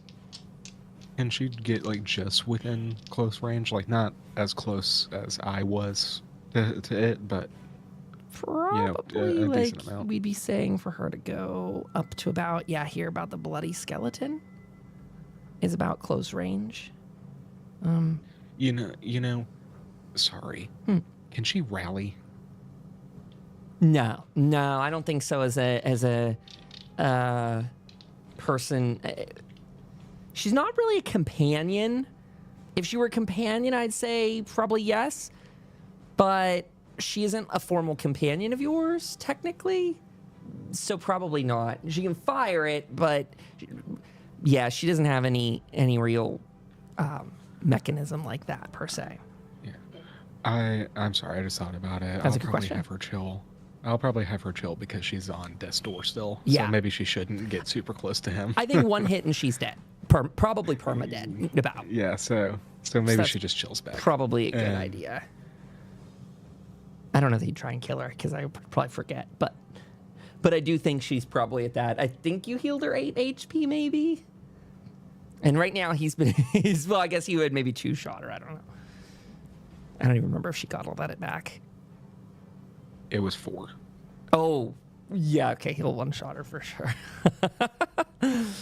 Don't kill house bells! Anything else for you, Sam, before Raven goes and does her turn? I'm solid. Okay, Raven, go ahead.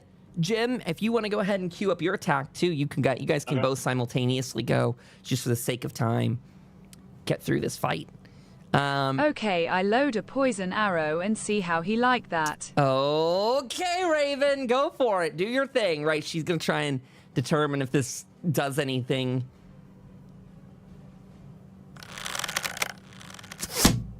Whoa, nice successes. Wow, 2 AP back to the pool. That's wonderful. Okay, and what's your damage here? No effect rolled, so ironically you don't find out because the poison arrow did not apply its poison. It's sort of how that works. It would be your effect roll, and no Vault Boys. So 3 damage. Oh, poop. He negates it. You guys, I see that there's only 1 AP missing from the pool. I just filled that in, but I think that means one of Raven's just burn off. So if people want to use any extra AP, your pool's full right now. So Raven, I'll ask you before you pass it on, but yeah.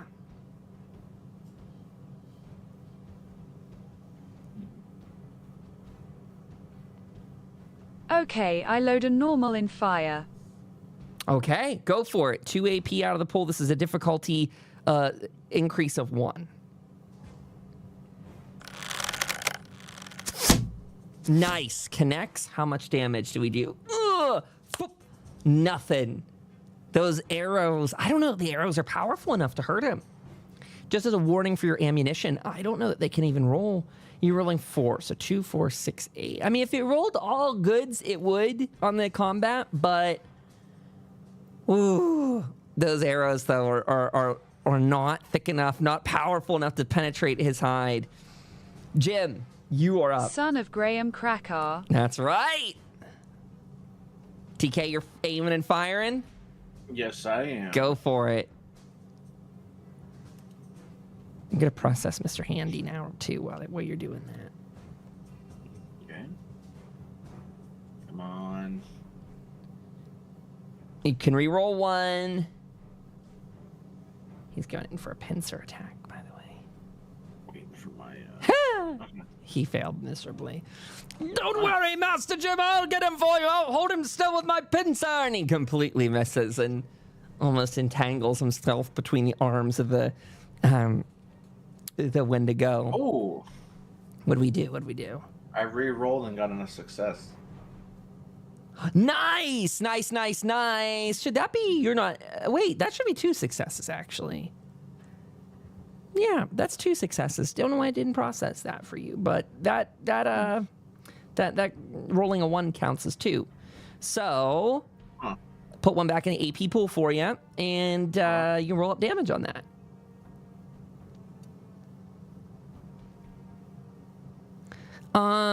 The Wendigo.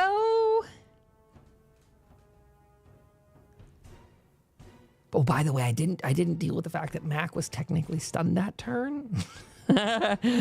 Mac, you were technically stunned, but you didn't do any damage anyway. So, technically, those arrows didn't fire, Raven. If you want them back, whatever. I mean, I don't know. It's 6s in the end.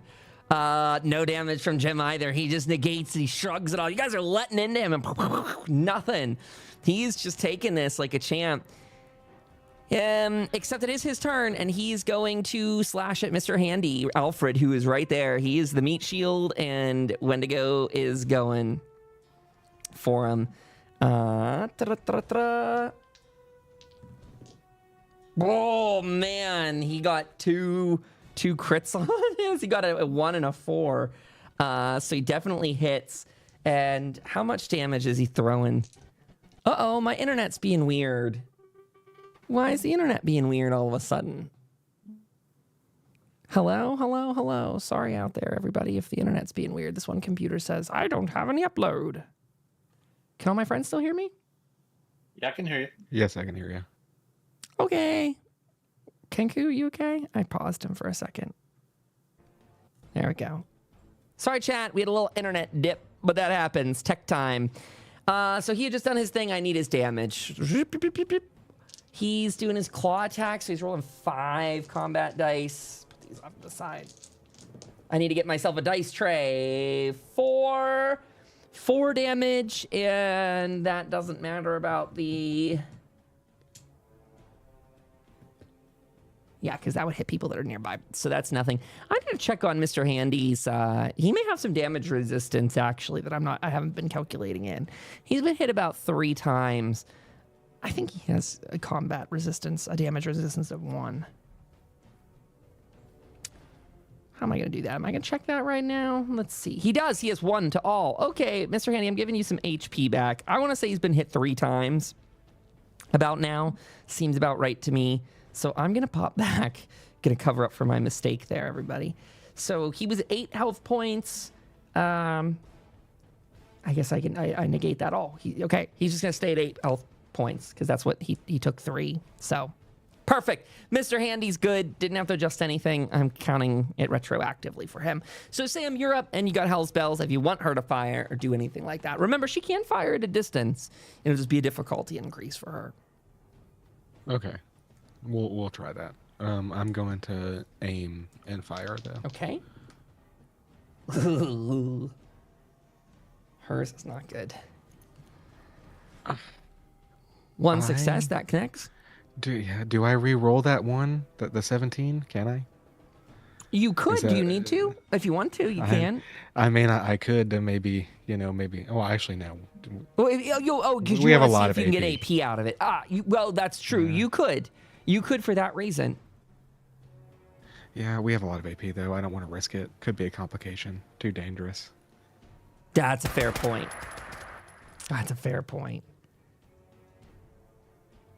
2, 4, 5 points. Oh, nothing on that one. You're welcome to roll again. You got AP for it if you want to spend 2. Your test will go up by 1, but just throwing it out there. She just rolled a 20 and another 6. No, that was a 16. She did not connect with her hit. If anything, I think her complication is not really anything radically new other than you probably see her try and lift up the shotgun, Sam, and she's trying to aim, but she's getting real wobbly and woozy with it all, and you can just kind of see, and she fires and she actually blows apart the skeletons that are right next to Alfred. He's lucky he didn't get a blast in the back with that one. I think I watched a series on YouTube where that happened. People were shooting each other with complications. So, do I do that? No, I'm blasting a skeleton. You know what though? Next time though, folks, if it's ranged like that, where she's probably having to shoot past him, I might clip Mr. Handy next time. I don't or anybody that's like that. Okay, so she's done. Did you do anything else, Sam? Yes, I will pay 2 extra AP, and I'm calling upon Action Boy to negate the damage or the extra difficulty. Yep, go for it.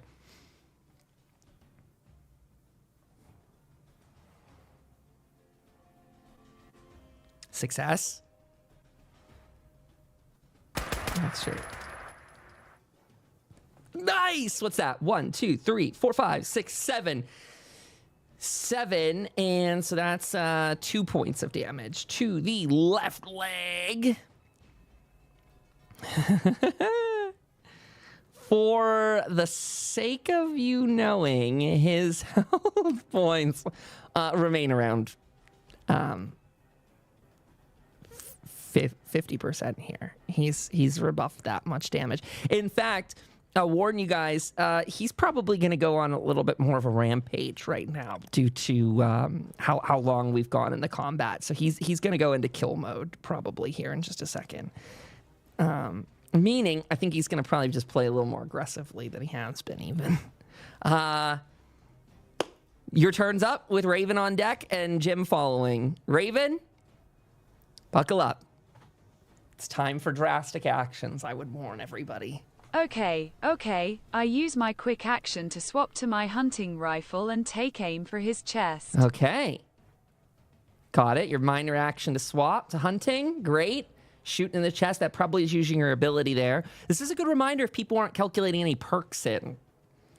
Pay attention to that. I will warn to our party that at the stage we're at in the game, I'm not tracking your perks. Everyone has a rather long list of them, and I have well forgotten them. So if you have any weird niche-y things you need to add into those, please do let me know. 1 success, you connect. I think it's a medium-ranged weapon, and you're perfect range for it. Go ahead and do that damage, and Jim, you're up next to do the same. Okay. And then we're going to try, you know what, I'll go ahead and pre-calc Mr. Handy. He's going to fly back per Sam's previous request to him. So I'm just doing that now before I forget and auto-process his roll. I think I did that already. Raven, you need to roll up your combat dice. And then, Jim, if you want to go ahead and roll yours right now, you're welcome to do that. Okay. I'll just do it at the same time. Woo! Nice, Raven. 2, 4, 6. So he takes a point of damage to the chest. That gun doesn't have anything fancy on it, does it, Raven? Doesn't have anything. Great, Jim. Great. I'll put one back in the action point pool for you. A scope. Any effects? Any? I don't think it does. Okay.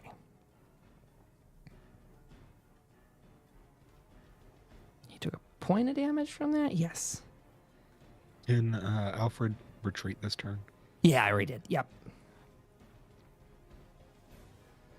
Welcome, 4 buddy. points. Nothing, unfortunately. That doesn't have any effects on it either, does it, DK? That one's just a regular.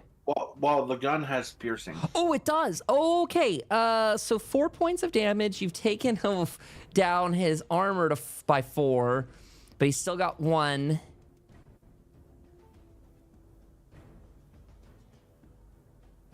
Yeah, he doesn't take that because it's. Yeah, he's negating it. He's negating it, Jim. What would you like Mr. Handy to do now? You guys just want him to stay back. I don't think he can do. I mean, his flamer's been bad. I don't think he can do any medium. It might be time to try to get out of here sometime soon. It might be time to try to book it. The choices are yours.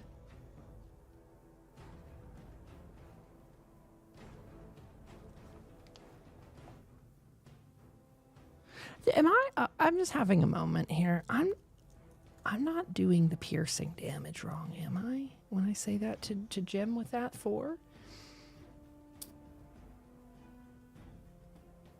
Ignore 1 point of the, for each effect rolled where 1. Nope, so he's still outnumbering. Okay, so I want to make sure. For instance, if you roll 2 effects and the target has 5 damage resistance, you would ignore 4 points. 2.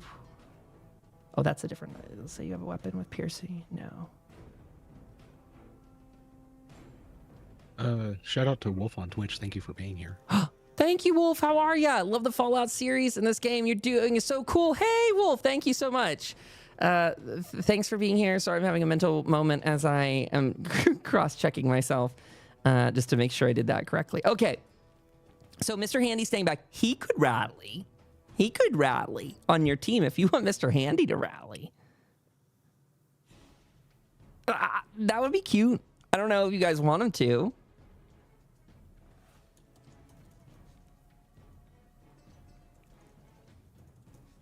I mean, yeah, if he can. If he's not doing anything else, that'd be awesome. What does he roll for that? Let's rally again. Where's my major action list? Ba-ba-ba. I want to say it's like an agility type role, but it could be anything that the dungeon master decides. If you make a test to the dungeon master. You know what, though? It doesn't almost matter, I guess, for him, because he doesn't work like that anyway. Sort of does, sort of doesn't. All NPCs work a little bit different. He's actually got good stats. Yeah, he'll do speech and charisma. Why not? That's what he does. Oh, his speech is even checked. Wow. Didn't even know. He actually gets a 10, and that's a tag skill. Okay. So it's a difficulty 0, and any successes he rolls are an extra AP back. Oh, 13 and 18. You've got this. But Master Sam, I actually don't know that you guys have got this. But don't yell it. Don't tell the rest of them. I don't want to motivate them. Yeah, I don't know if we've got it either, buddy. I don't know. We're barely chipping away at them. Well, you know, not telling you what you should do, Master, but I could try to take Hell's Bells out of here, I suppose. Though, I must warn, the path I came through had a lot of radiation, and that might be bad for her. Do you think she'd live? If I'm quick, maybe it would be fine. Yeah, I realize Mr. Handy right now might have an awkward... He could try and take her. I don't even know if Mr. Handy can carry a person, theoretically, but the problem is if he goes down this way, this is the radiation pit at the end of the like below Sam here. So, he could carry her if need be. I'll say that. Well, they can't really carry people though, huh? He got a buzzsaw, a flamer, and a pincher. I don't think he could drag her on the ground over the radioactive barrels. I don't know. That's a good idea. Over the goop. Yeah, she's like, I think I'm better here. I'll go to the frogs. Okay. Wendigo's up.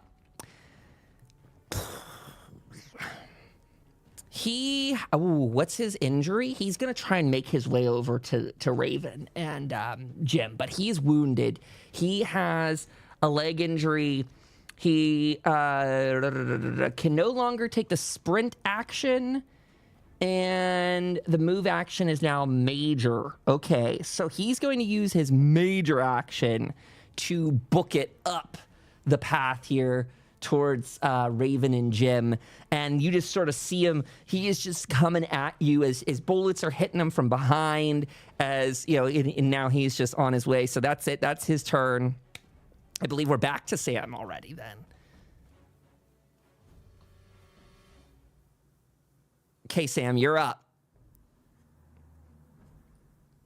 I'll take a few steps forward to get back into medium range since he walked away.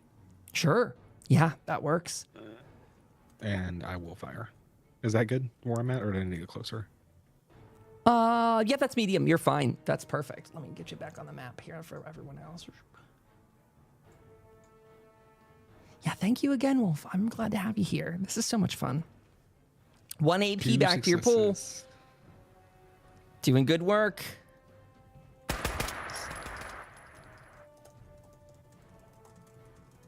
One second here. Dang, 5.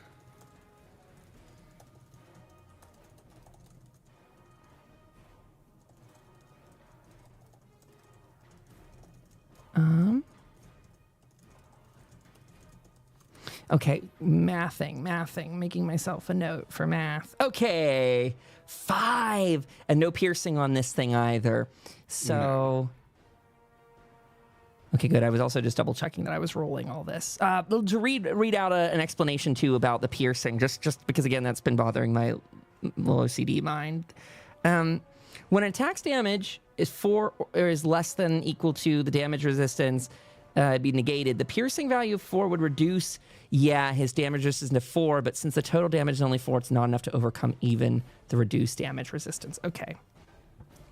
Some of these rules, they're fun, they make sense, but it's almost more of like you got to figure them out for yourself and then commit it to memory, and the memory of a goldfish, literally. Actually, they may have better memory than I do. Thanks, ADHD. Sam, was there anything else you needed to do? You did your damage and it didn't work. 3, 5, nothing. I'll pass it. You have 5 AP in the pool and don't take an extra complication if you do want to do more damage. Just as a thought. It's your choice. I can try it. Why not? My only fear is burning off AP, actually. That's my mind. We'll get it back, though, buddy. Let's go. That's great. I'm going to just put those in there for you. He got all 4, so maxed out the pool again. So it was worth it. I think it was worth it. Come on. That's right.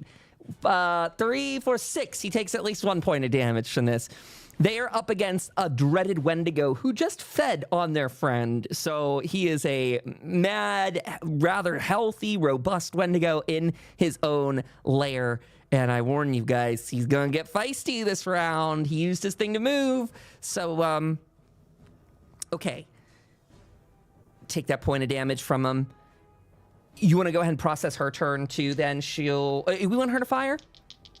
No, she can chill. Okay, she's chilling, right? She's a different range. Thank you. Also, I asked the question before I rechecked the map. I need his health point, so he takes that. He's going down, you guys, but it is slow. Raven, you're in close range to him. He has come right up to you. He is ready to eat you. Are you going to let him? Jim, same question falls to you. Who's gonna be the one that uses the nuke grenade on themselves? You won't take me alive!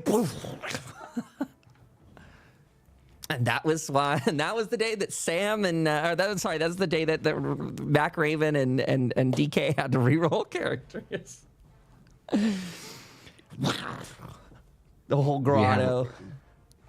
We have a lot of AP if y'all want to melee. True. Oh, Mac, your hammer did great at the start. Honestly, better than your bow by a good deal. And you could use a point of AP and add an extra combat dice per AP. Jim, that same thing goes to you too. Yeah. It's one AP per combat dice. Oh, for that melee. bad vocey saying, do it. The bad voice is saying, do it. Oh my gosh, the nuke grenade, do you have it? What a hero character. I thought Jim had it. You have it? I do, yeah, I have some. For the record, you don't have to, kamikaze with it. But you could. I'm just saying. You could. So, what's Raven thinking? What's she attacking with? We'll be stuck on this side. With the radiation side. if the cave collapses. To be fair, as long as you're not ending your turn in the radiation, I don't remember. I think I said you at the end of your turn in the radiation for it to be bad. I don't think well, certainly not in real life, but also in Fallout, I don't think that would apply. I think even you just passing over it would be that. But it is a quick... Hammer time nuker, break latter. Okay, let's do it. Let's do it. Put this guy to bed. It's time, Raven. It's time. That way you guys can get out of this cave. He's about to throw you all out if you don't.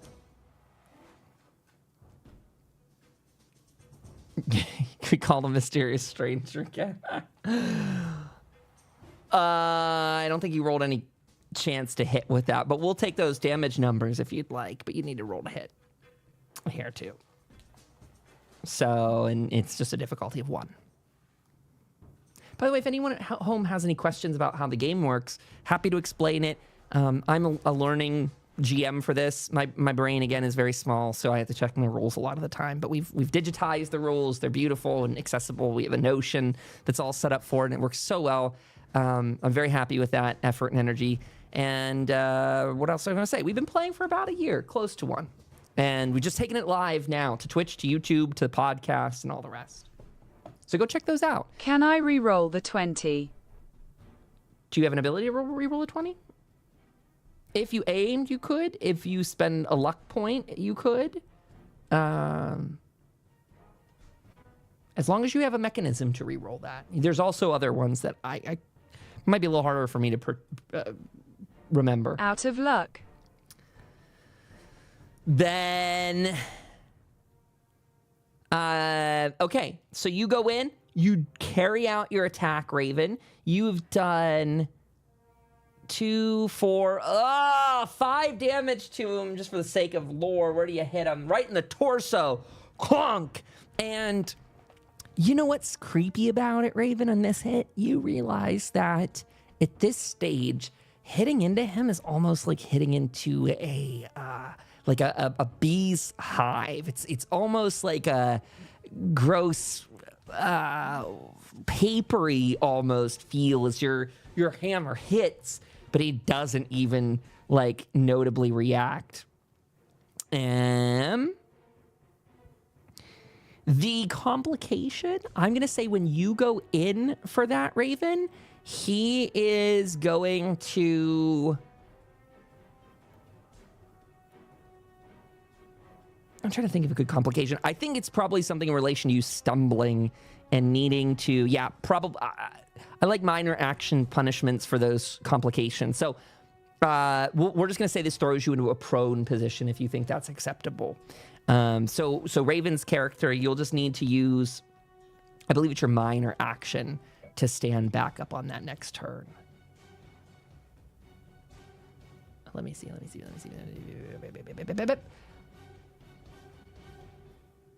Yeah, it should be minor action to get up from that. Okay. Jim, you're up. As Sky reminds, you can spend AP to enhance these attacks. Okay. My list is... I'm just gonna... wait. By the way, when it comes to spending AP, I would recommend is that you guys are maxed. Okay. I'm gonna pull out my shotgun. Okay, minor action to go to a shotgun. Cool. Yes. Take it away. And, gonna shoot. Connected. See those damage numbers from Jim. Okay. Oh, wait. Also, to both of you, if any of you wanted to spend a, because you do have a lot of AP, Raven, if you wanted to stand up again on this turn, you could spend an AP to do that. You could also attack again, too, Raven, if you wanted to take another swing. You guys have enough AP to spread around. 4 damage. Any special effects on that one, Jim? I don't think so. Spread, maybe? But... let me double check. Sure. It has Oh, great. It has spread and vicious. Vicious! Oh, great. Vicious is great. You did wonderful for Vicious because now you've added an additional 4 damage to your attack, which means that 3 of that cuts through, right? 1, 2, 3, 4, 5. Yep, 3 of that comes through. Kyle knows how to math sometimes. Wonderful. DK, if, again, I'm not trying to let people how to play the game, Right. but if you want to use AP, I think you can do a fire rate ×2 on that. Wait, what's that? Fire rate ×2? Like fire rate, because I'm assuming that it's more. like it's a 2 fire rate. Yes. Yes. Yes. Yes, that is true. That is very true. No, I'm glad you called that out, Sam Sky. That's a great mention. That if it's got a higher fire rate, you can add extra ammo to it. It should be 1 for every one that's listed on the fire rates. 1 point of ammo you can add to it, which is 1 combat die worth. So, did Raven or Jim decide they want to use any of this AP? You guys still got 6 out of 6. Okay, I stand up and rack him again. Okay, 1 for standing up, 2 for attacking. 3 for Raven to go back in. Go for it. Difficulty 2 on this roll, though, because it goes up by 1 for this.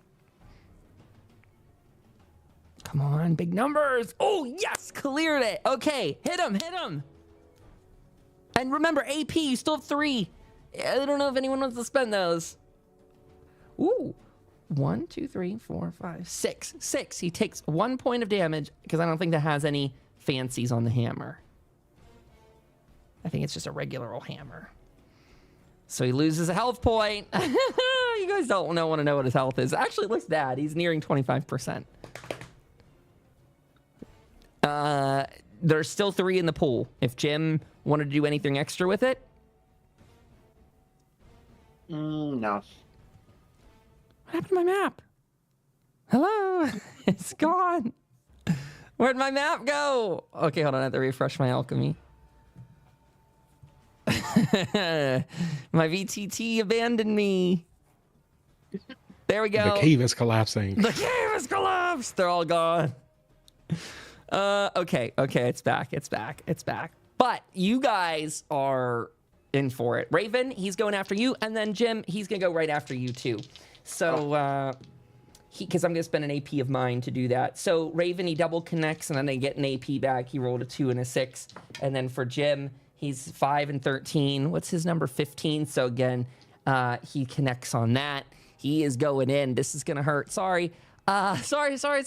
Let's see. He's hitting for claws. 5 of these. Oh, and he's arcing off of you two both. Oof. But yeah, okay, so I got 1 AP off the other, and the other was just because his difficulty went up. Okay, so Raven, he is hitting you for 4 with this, and that will arc. So 4 physical damage to your right leg. So I'll type that in chat. 4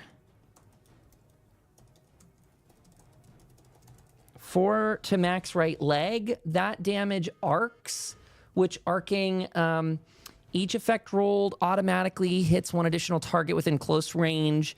You get half the damage rolled upward. So DK, that's 2 damage to your right leg as well. Fizz. I'm just typing this in chat, and I'm gonna quickly pivot, and he's redoing the same attack, so you guys are gonna get some more immediately right off of that.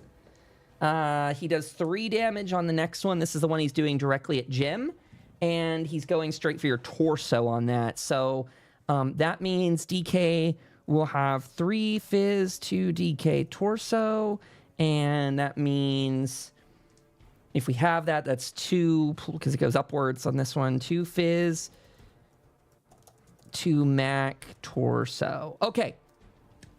So that looks like Mac is... You guys need to take those numbers separately for your damage resistances. Okay. So check your right legs and check your torsos, and then we'll subtract whatever your damage resistance is from that number in that region. Well, I don't actually have any resistance. Got you. So if you got no resistance, DK, you're taking 5 health points then for you. 3 at your chest, 3 is your arm. Nothing is broken. Except your health, maybe. I don't know what your HP is. How are you doing? I'm hanging on, I guess. Yeah. I mean, well. Come on, guys. You got this. Right leg, oh man. I have 4 horsepower. Uh-huh. Ooh. Right leg, wait, 4 HP all in? Did he just down Raven, or this is the remainder? This is what she has after getting healed and everything. Your right leg has 1 point of physical resistance, right? Is what you're saying? If so, you'll take 3 damage to that leg. No, just my left. Oh, okay. So you take all 4 to your right leg then. Okay. 4 points to your right leg and 2 points to your torso. And you have road leathers? That doesn't protect against that, does it?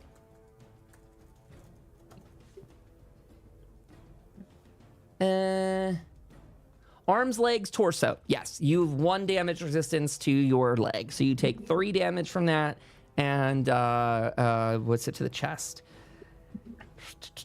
I have 4 horsepower now after that hit. You might have 5. But also, if you took the 2 straight off of the other one, remember your torso is negating 1 point as well. Jim, you got all your points in then, right? You got your damage. Mm-hmm. Okay, that's it for him. He's yielding his turn back to Sam. With Mac on deck, with Jim on deck, you know the routine. 4 HP for the Raven. Yikes. He's going to try and kill you. That's what's going to happen here. He's going to try. He's going to try his best. The kid gloves are off. Y'all might need to start booking it.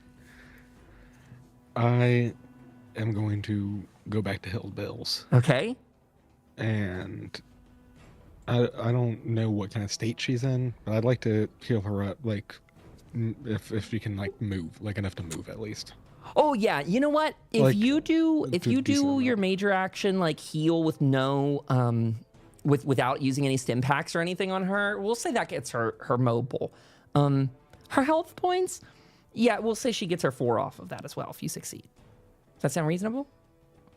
If you want to do something different. May I use stim packs? Sure, you can. Yeah, absolutely. Mm-hmm. I'm gonna save them for us. Yeah, I'll save them for us. Above board, I would too, because like, yeah, it's an NPC. I wouldn't be so worried. I mean, you want to save them, but also, I'd save yourself. Yeah. 3 successes, great. 3 back to the pool, because she doesn't really have an injury per se, but now she is up. With that, you patch her up enough. And we'll say you do jab her with some sort of stimulant there. That's our big issue, is that she's kind of down. And we'll say that's something. Maybe you got smelling salts or something like that for her. Something gets her back up on her feet. She goes, that shot I took, I thought I was going to kill Alfred. I'm glad you're okay. Oh, it's not a problem. You did manage to kill that family over there, but I think they were already dead. Sam, anything else you want to do for your turn? You just filled up that action point pool, Mr. Action Boy. I'll pass it on. Okay. And Hell's Bells can definitely chill as well. Okay. Raven, we're back to you and Jim. I'm going to try and kill you both.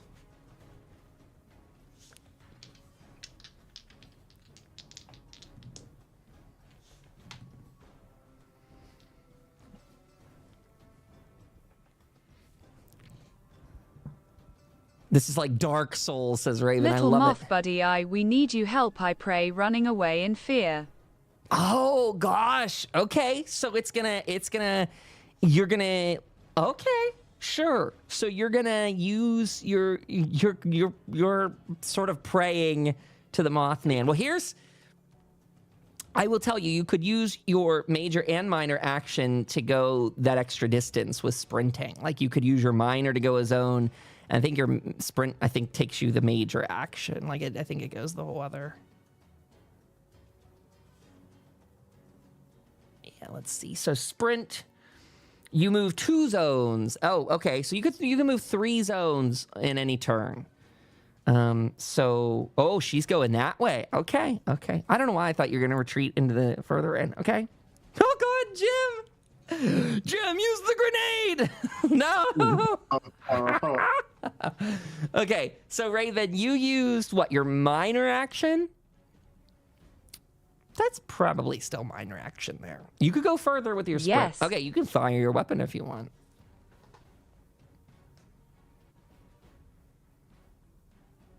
Oof.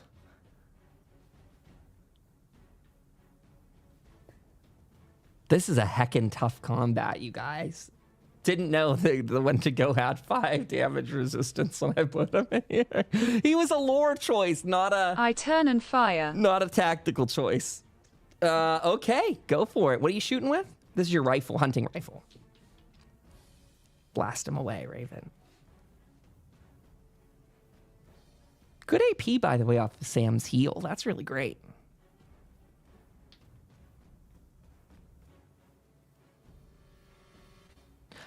Not bad. You know, also a reminder to Sky's point that if you guys have a higher fire rate on these guns, you can load more ammo and shoot more. 1 success, though, clips. Yep, that's good. You're good. This is the point where you can decide if you want to use that extra round of ammo, by the way. If the hunting rifle has a...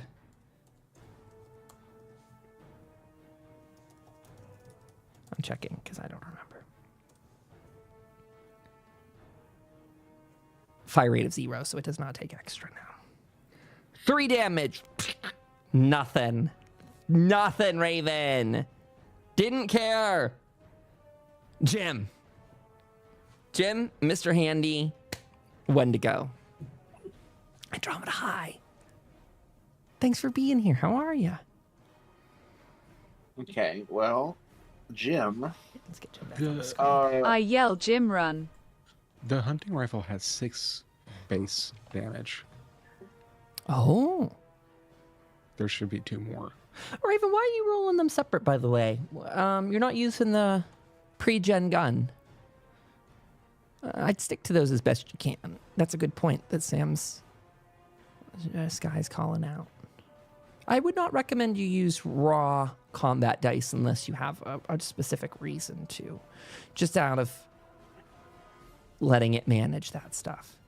You guys got a lot to keep track of, and I'll be honest, I think all of us are probably not employing everything we've got. That is to say, I have a feeling that there's probably some perks that are going unutilized. Raven, I bet you've got a lot. I don't think you've employed maybe any of those throughout this. Like, I don't know that you've like channeled like center mass or anything like those ones. So this might be something you want to be careful about. You yell, Jim, run! So, do you need to roll 2 more combat dice for that, Raven? For your hunting rifle?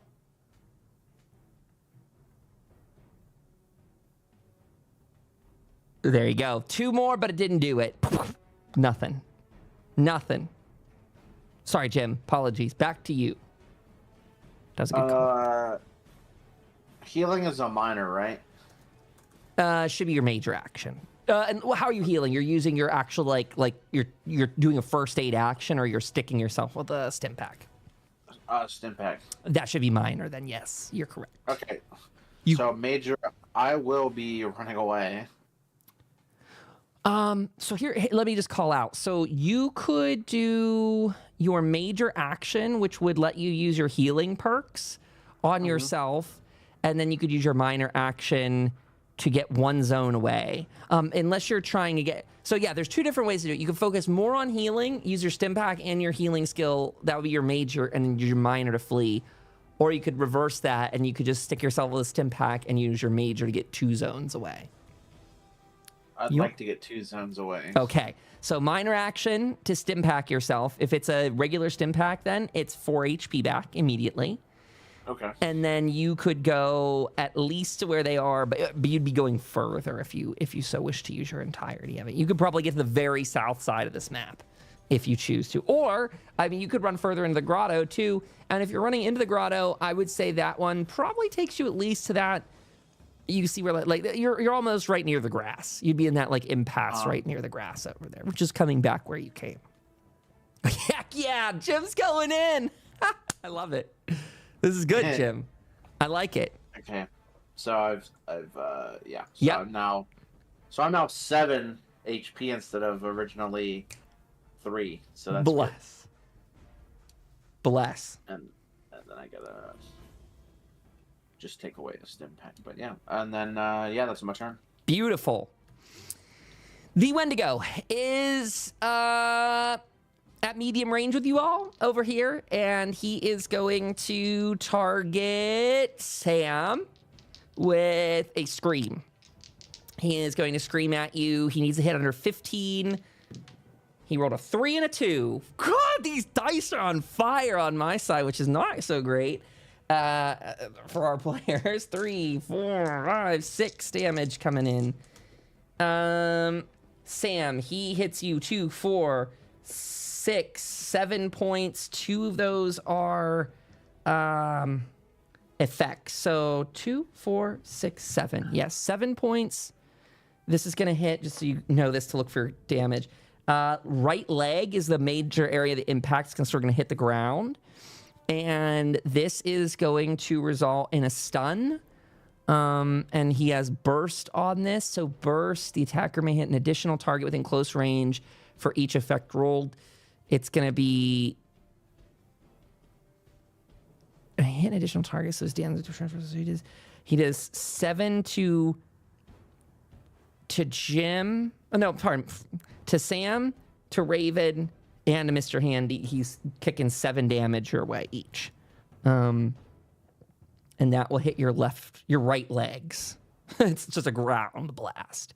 I will take care of Mr. Handy right now while you two sort out yours. This is an energy attack, by the way, just a heads up. So this is looking for energy resistance.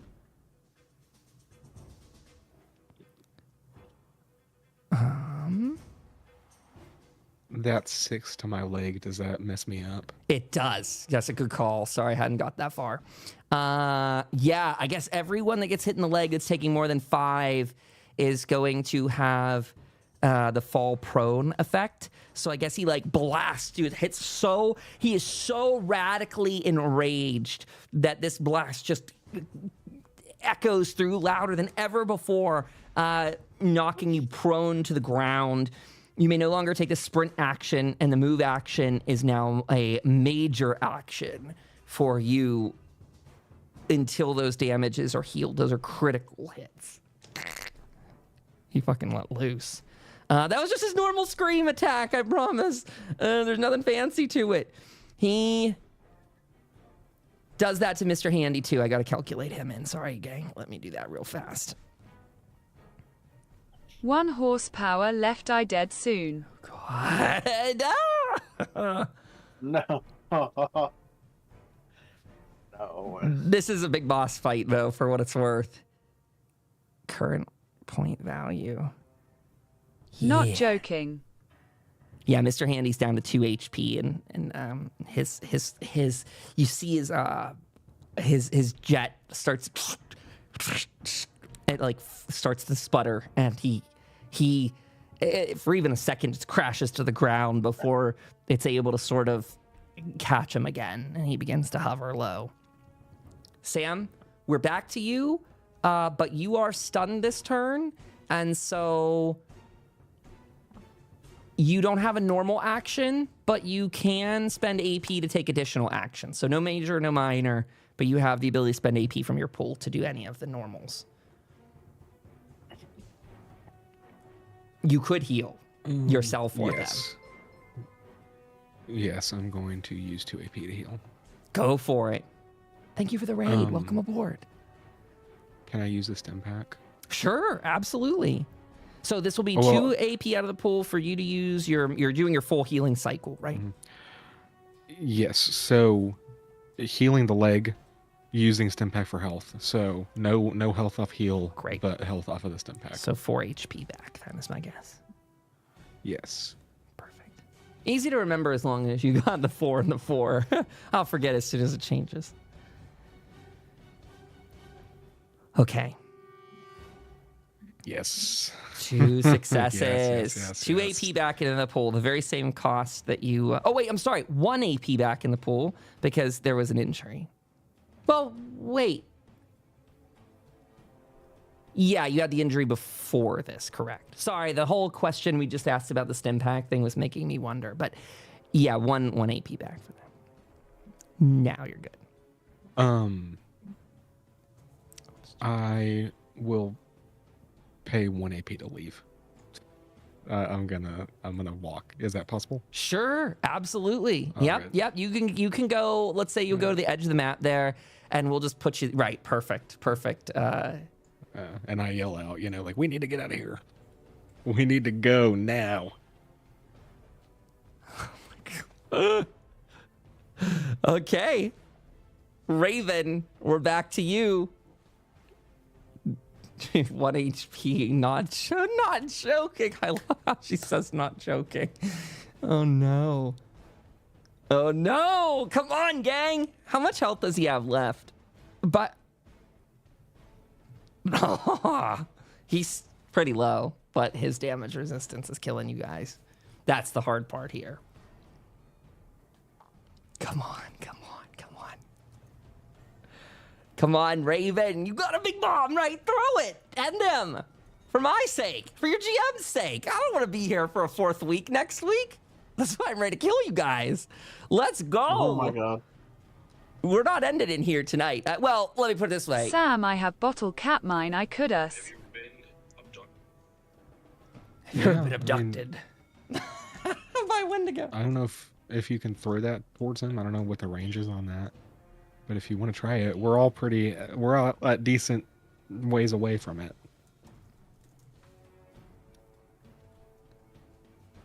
That's an interesting idea. YOLO. So let's see. Constructed. Yeah, so I think probably in the sense of combat with a bottle cap mine, we just need him to step on it. Is kind of the tricky thing here. I don't know that we did the other thing last time when you guys were not like directly throwing it at him. But I think since you're throwing it at a monster this time, it probably works more like a traditional mine where you're placing it down and trying to lure him, which is the question of the moment. So I don't know which way he's going to go yet. But he's got 2 different targets running. Like, he's got a gym he could go into the thing and get, or he could get you guys to the south.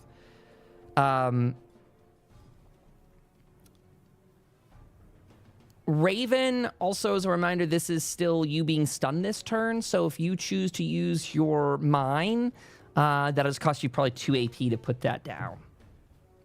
Just as a heads up. I don't really know if there's specific rules to deploying a mine. Oh, I can...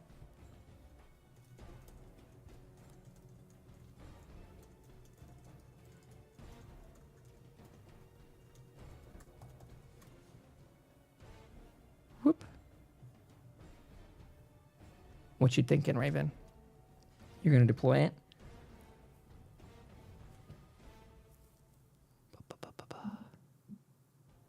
This is a bottle cap mine. 6. It would be 6 combat dice. Its qualities would be no blast. other Chosy. Okay, sure.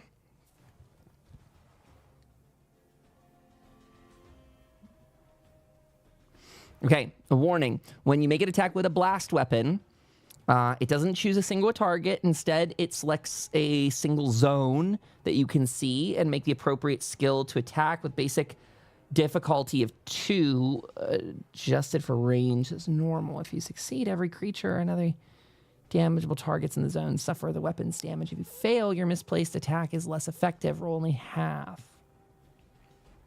Really? I don't exactly understand where that subset of rules comes from. When placed in prime to mine, becomes a dangerous object that damages anyone who comes within reach of it. If it has blast quality, it will affect additional characters in the zone, which it does. So frag mines, pulse, plasma. Mines are considered dangerous objects that require an agility plus athletics test to avoid when triggered. Oh, you can avoid mines. I did not know that. He would not have such a problem. So this would be using your explosive skill, I think. That's what we've said before. This is a question we hit every week. Yeah, explosives and perception to lay this down. difficulty 1's fine. So we'll put an action point back in your pool, because not... Well, hold on. Okay, I've put the points in correctly, because she's spending 2 to do it, and then she gained 1 back. So, are you just kind of putting that right where your character is then? Is sort of the sense... That's what I might... Well... Whew.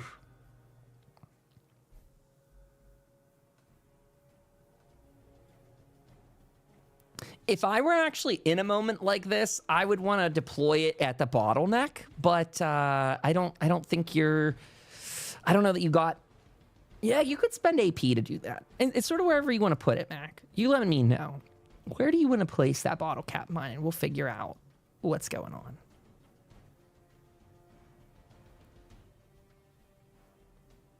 Thank you again for the raid in chat. I appreciate that. Welcome aboard, everyone. We're playing our Fallout TTRPG tonight. Absolutely love it. Fun game. Been playing it for near a year. We took it just live 2 weeks ago, 3 weeks ago. This is our 3rd episode live. There's a Substack. There's Twitch, YouTube, Instagram. We got multiple episodes. We're going to be doing this for a while. I hope my comrades will still like me after tonight. After we TPK them, will they be happy? Will they keep playing with me? No. You should have listened to Tom. He just called you back to town. Come back. Oh, no. He said morale could come down. Limp to place it at the bottleneck and limp back Sam. Ooh. Limp to place it at the bottleneck. Oh, so you're going to go forward and then come back. Okay, so it's costing her an action.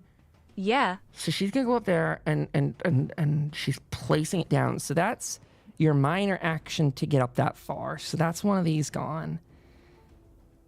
I don't know that she's allowed to spend an extra action point to get back, but I'm certainly willing to like cheese that if the group agrees that I think that's pretty, especially if she'd spend an extra action point for it. I'm just putting that out there to the team. She's just in an awkward positioned pickle where I think that's probably the best place to put the bottle cap mine. And in fact, you getting that close to it, here's the trade-off I'll give, is if you're willing to spend an extra AP and do that, we'll say that also is the taunt, because you're getting close to it. And then, oh God, a raven's going out in a bang. Technically by the rules, I don't think you get an option to retreat out of this, because you're already into your additional actions, but I'm not sure if you're allowed to spend an extra one. I'd be willing to let it happen because I like narrative stories. So if the gang's okay with it, she could spend an extra action point to run forward and place that. Otherwise, Raven, you end your turn where you are, and you got a bottle cap mine at your feet. Yeah, I'm more than okay with her doing it. I did spend the app. Well, oh, for the extra one. Okay. Yeah. Okay, great. So we'll say you run up there, you place the bottle cap mine, and then you retreat backwards as best you can to here. Okay, Jim, you're maxed on your turn there, Raven. So I'm going to go ahead on. You've primed a bottle cap mine. It is in, we'll say it's near that skull up here. That's just going to be our mental marker. Not that it matters too much. Jim, you and then Mr. Handy and then the Wendigo. End this. All right.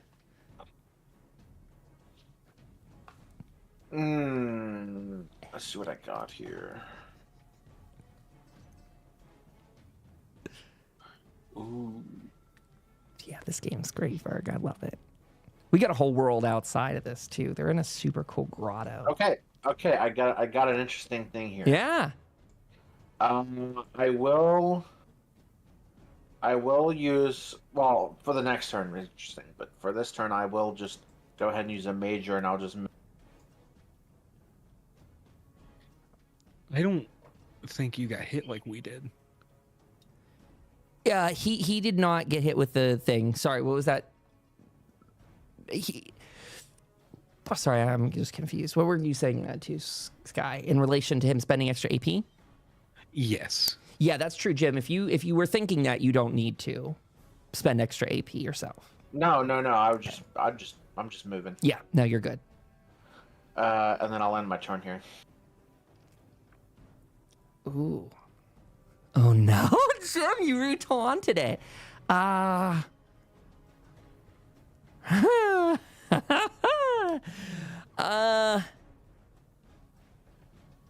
Fudge. Okay, that's an awkward pickle for me to be in at the end of that turn, because as the GM, I was treating it that Raven taunted it by getting close to it, and that was sort of the advantage to her turn. So Jim has gotten back in proximity to it, and now it's pretty well latched on to Jim at that range. And so you still have an... I mean, I think to be fair, I'll give you the option if you don't want to do that, Jim. But just above board, her getting in that vicinity was what, you know, what lured it. You're there. He's going to want to kill you next because you're right, like Adam. I could deploy Mr. Handy to go up there and try and lure him and almost suicide with the mine. I mean, that's an option. I don't see... Please, no. Okay, then he's going to go after Jim and ignore the mine. Jim, he's coming at you, man. Yeah, actually, it's going to take him his whole action just to get over to you. Oh, good. The question is, I mean, I feel like...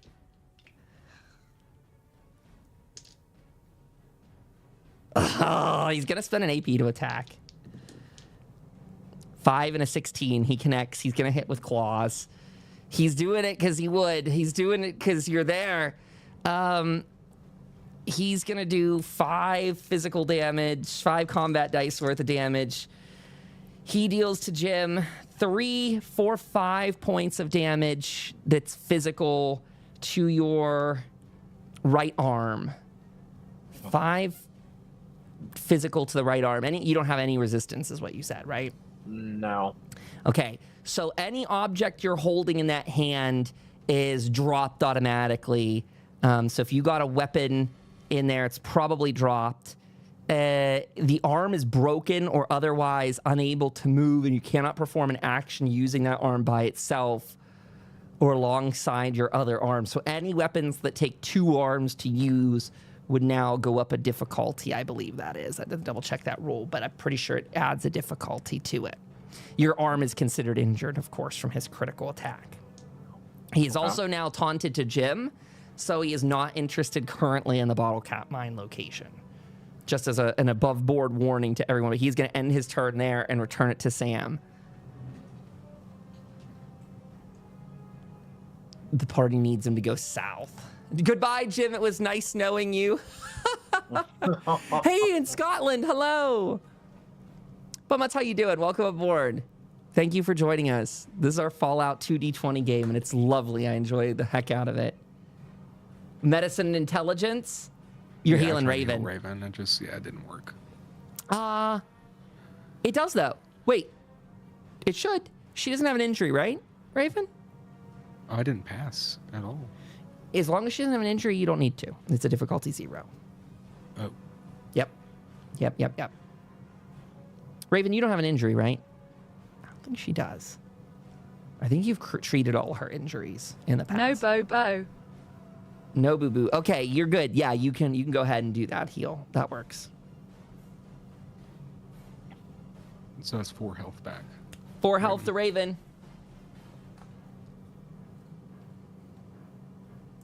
Anything else for you, Sam? I will pass on my turn. Okay, Raven, you're up. What are you doing? You need to get that weapon go off of Jim.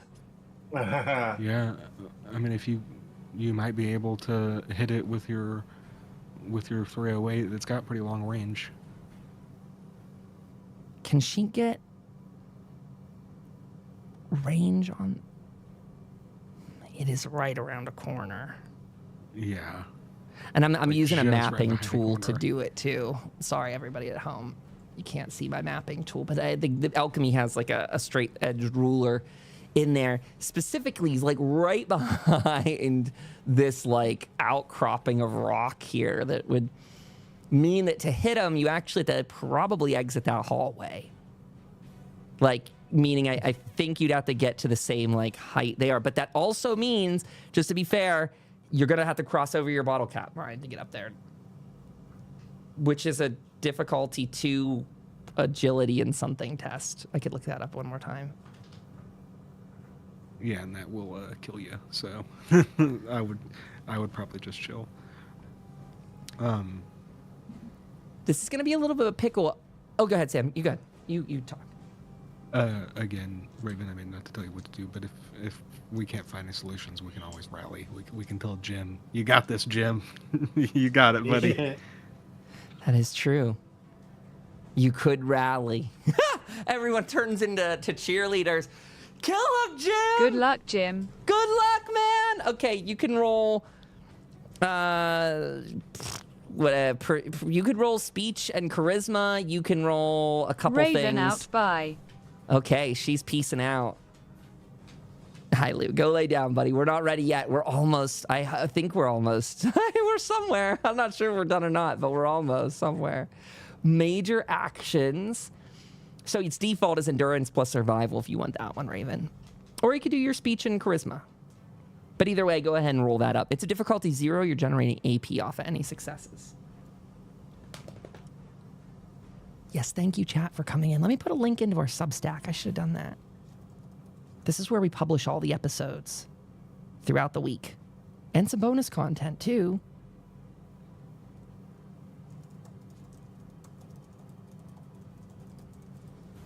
I want all of you, one of you, whomever, to come on the show and talk about the nightmare that was the battle with the Wendigo. Raven, roll it up. What do you choose? An endurance, survival, or charisma and speech?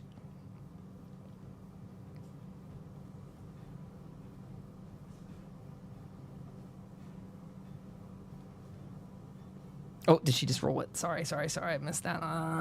Okay, you generate 1 AP to back to the pool. I'll put that in there right now. Okay. Jim, you are up. You are in a predicament because you got a Wendigo on you. If you go towards your comrades, if you run towards them, the bottle cap mine you'll have to dodge that, meaning you have to roll difficulty 2. Your other option is to retreat further in the cave, but realistically, I can't see a reason it doesn't try and follow you. Though it does have a wounded leg, and so it can't attack on the same range that's catching up to you. So I do believe you could outrun it, potentially, probably.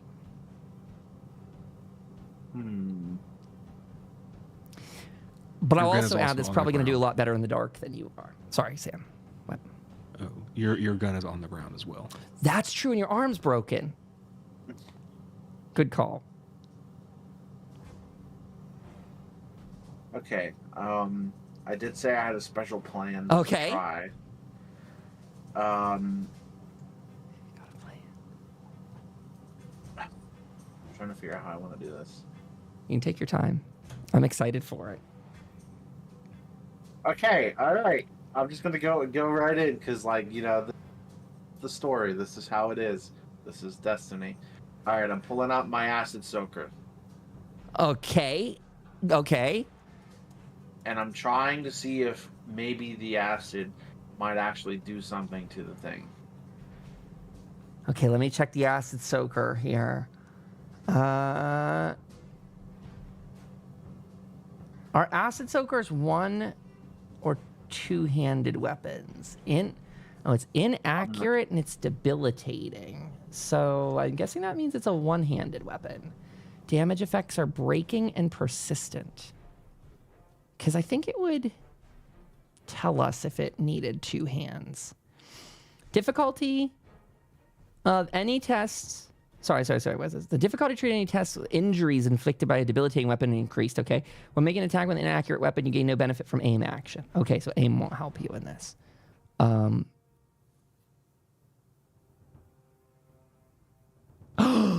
Whoa, Jim! This is crazy. For each effect rolled, you will reduce the damage resistance on whatever part of the creature you hit.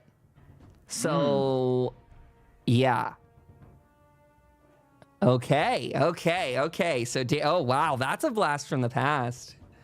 Okay, Jim, let's see. It is a close range weapon. You got it if you want to do it. So so just to be clear, it is small guns. It is energy weapons. Energy weapons. Okay. I also will call out that this is an energy weapon, and the damage type it's dealing is poison, and I don't think anyone ever figured out if this thing is susceptible or immune to poison, also as a warning. Okay, here we go. No successes on the first. You could use luck if you got any reroll, but you can't use aim. I will use luck. Okay. So how much is it to reroll one? Well, 1 luck per point you're rerolling, and you only need a difficulty of 1 to hit them. So as long as one of those hits a success. So wait, if I spend 2, I can re-roll both, right? Yes. And I don't know that there's a good reason to do both of them at the same time. Here we let people do it 1 each, which is a long-term a better thing, probably. Okay, all right, so I'll just do the 1 first. Yeah. If it's a roll that you can't do it, be damned. I don't care. Because I think it just makes more sense. Why would you, Success. Okay. Yes. Oh. You hit them, and how much damage are we going to do here? What are we looking at? And again, feel free to use AP if it's a 2 rate fire, but I don't know if it is. It has, yes, it does have 2 fire rate. So he could add extra to it. I will phone the team and ask them their thoughts on if I should. Should I? I mean, we got to get ourselves out of this pickle, so by all means. Okay, all right. So how much is that to add to the fire rate or whatever it is? It's one of your ammo per. So if you want to do, so you spend an extra ammo, you can add 2 extra ammo to this, and that would be 2 extra combat dice. So it's going to roll 3 by default, and you could roll up to 5 if you want for combat dice. I've only got 2 more rounds, or 2 rounds total. So give me that extra. I'll spend the extra. Ammo. Okay, all in on the ammo, all in the acid soaker. So that would be all right 4 then. Yep, correct. Okay, here we go. Come on, effects. Okay, 1 effect. That is going to hit him right in the face. You hit him. So in the face, he loses 1 damage resistance to his face. That's all it's taken so far. Let's see. If 1 effect's rolled and the target suffers the weapon's damage again at the end of their next and subsequent turn, that's not going to unfortunately do very much for him. So he's now down to a 4 in his damage resistance in his face. Okay. Okay. Anything else for Jim? Any retreat? Anything? I don't know that he has anything left. I don't have anything left, do I? I don't believe I do, but I think you have a minor. A minor. Okay. He pulled out the weapon, didn't he? Oh yes, you're right. That would be a right, minor. right. Okay. I just remembered it. You said that. Can I, if at all possible?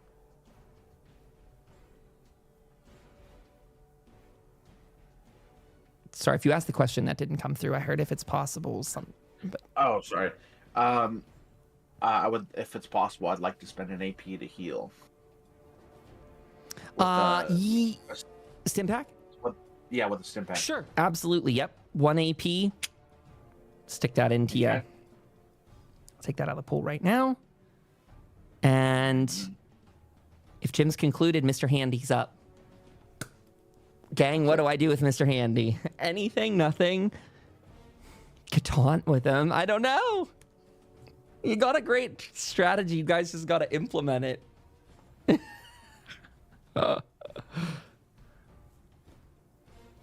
Max says 30-minute warning. If he can taunt, maybe we could try it. I mean, taunt's not really a mechanic per se. I'm just saying. I mean, I think he could, but to even get his attention, he's got to go over. I mean, can he fly over the bottle cap mine? His legs weaken, so he's got to use a major action to get up there. Can we just start getting ready for him to like head out? I personally think we should try to retreat. I'm thinking I have some plans. I don't know. I didn't want to start talking about it until my next turn. Well, why don't you guys? So you got 30 minutes. I personally would love to see you guys get out of here, and I would love to see people get out of here without dying. But you got a trap that somehow sort of backfired on you because of the the exact placing is what's a little rough. Sam, Raven, and Mr. Handy, if I feel like the trick is trying to get him away from Jim. I'm struggling to see how you guys don't lose Jim in this situation is sort of where I'm thinking. Because that Wendigo's probably just realistically not going to give up, right? We all know Wendigos in Fallout. I can't see it being like, unless you guys can do something that would, I don't know. When the GM says, I'm not sure. Jim can run, but it's going to pursue him. It doesn't even have eyes on you is the problem to Sam, to Mac, and to Alfred.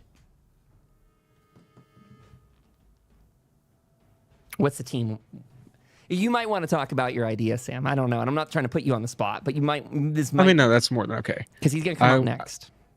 I was thinking about potentially trying to run on back through and at least try to, maybe shine Mac's flashlight through the crevices that we were going through before, and maybe just try to guide Jim back through that hole. Give him a little bit of extra help getting out if he tries to escape that way. Okay. So you're going to go back through the radiation, Sam, and then out to the main lobby, and then back up that pathway that Raven and you took, and then meet Jim on the other side. Yes.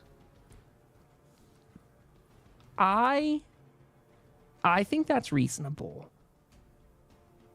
It took you guys quite many turns to get there, though. Being honest, it took you a while to get there. I imagine that path is quite long.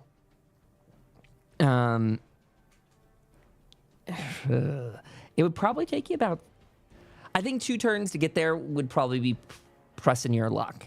But if you're burning all your stuff, if you're moving 3 zones per thing, yeah, it's probably 2 turns maybe to get there, and that might just put you in the grotto, to be honest.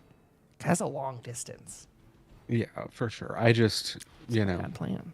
I'm unsure of what else we could really do. Sure. And I don't know about going all the way in there. Just getting in there enough that we could maybe meet in the middle or something, if he starts running that way. So that way he's not just in the dark trying to get back out. Absolutely. You could absolutely try it. I 100% think that's acceptable. So if you're going to go do that, then I guess I'll swap the scene here quickly just so you can see where you are. So that would put you, you guys are about let's say, I don't know if you can see them when I move them off the map there. It's kind of not really, they just disappear. But this is sort of where you guys are, Sam, somewhat. And so you're kind of going back here, and I'd say in 1 turn, you could probably get yourself back into that other hallway. So, I think you could probably come down. You're probably going to take some radiation damage, and then you'd go up back this way, and then that would put you about in that little thing going into the next. That sounds good to me. Okay. I'll use, sprint and all that, whatever I have to do to get the extra movement. Yep. Raven, is there anything... The Wendigo, oh my God. The Wendigo is up, you guys. Well, Sam's it's not even his turn. I'm sorry, but that's still true what you would do there. We're sure Mr. Handy, nothing. We're not doing him, right? He's just gonna stay where he is. Sorry, chat. I don't really want you to lose him, but I don't want you to lose Jim either. I know, but what we could lose both of them. Absolutely. That's what worries me too. Okay. Then the Wendigo's up, and Jim, unfortunately, he is going to continue his attack on you. He threw a dice on the floor. He rolled a 12 and a 19. The 12 is under the 15. He needs a hit. Take that out of here. He does 2, 4, 6, 7 points of damage to your left leg. With no resistances, he's taking Jim, shattering his leg as your leg is in horrendous shape right now, if we can even call it a leg with that attack. I don't think there's any resistance to it. And he doesn't do any kind of stun with that either. Jim, do you have 7 points of health? Yes. Okay. So he survives that round with the Wendigo. Sam, it's your turn. You are about here. Sort of here, we'll say. He went back down and around. I don't know if there's any rules about sprinting as your other AP. I don't know if that's what you would want to do, but I don't know that that's a possibility. I just want to throw it out there. You maybe could if you want. I wouldn't be opposed to it if that's something you're interested in. But I don't know that it is. You guys only have 2 AP back in the pool. It probably wouldn't help you get there very fast. I will wait. Okay. Raven. And if Mac... I was just going to say if Mac wants to follow me, by all means, because I technically didn't grab the light off of her, which is what I was kind of intending. And your radiation. Oh, yes. How's the radiation? 2 points. 2 points of radiation as you truck through all those barrels. Thanks for the follow. As you truck over all those barrels, you're hit with a bit of radiation. Sorry, everybody. I was a little remiss on my map. He's off down around the side of the map and going up and around. So a little bit of radiation damage from trucking over barrels. Max HP is reduced by 2. That does put it in Raven's hand. We got 20 minutes on the clock, folks, before we wrap it up for tonight. Raven, what you got?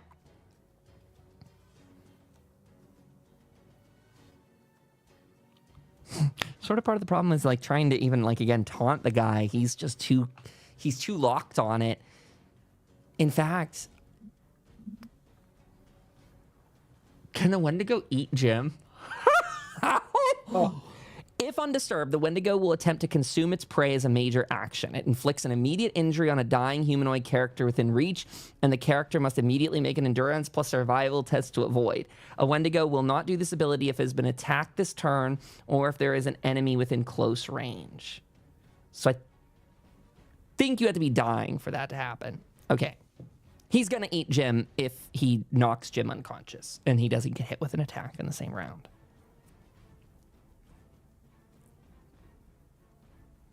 Oh, God, that's not promising. What did Raven say? Anything? She got a plan? I'm sorry, my Discord closed for a moment. It hid. It went to darkness. Wait, Raven's gone? Raven's back. Okay. We got her back. We got her back. Chat, thanks for the follows. Hi, welcome aboard to our Fallout Sunday night TTRPG session. My name is Kyle. I'm the overseer here. It says so on my uniform, and I also have my Vault-Tec card that says I'm the best employee of the month. And that's good, because someone's got to sell all these shelters. They're totally legitimate. If you want a spot, let me know. Bombs are falling. Total legit. Come on, Raven, you can do this. Just throw yourself on the bottle cap mine. No! 20 minutes, and Raven is going to do that. She's down here, everybody. This is our Raven and her Mr. Handy Alfred over there hanging out with a dead body. And I guess, what's her face is there with you? Hell's Bells is there with you, too. So Hell's Bells, oh my God. Hell's Bells is going to do it. She doesn't give a fuck what you want. She is running. Hell's Bells takes off with seeing what's going on. She is going to go over there and she's going to do, what is this test to get over it?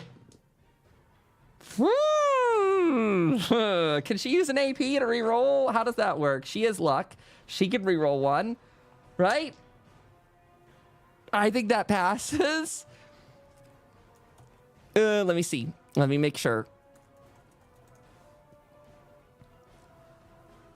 How does that work again? Where did I read that earlier?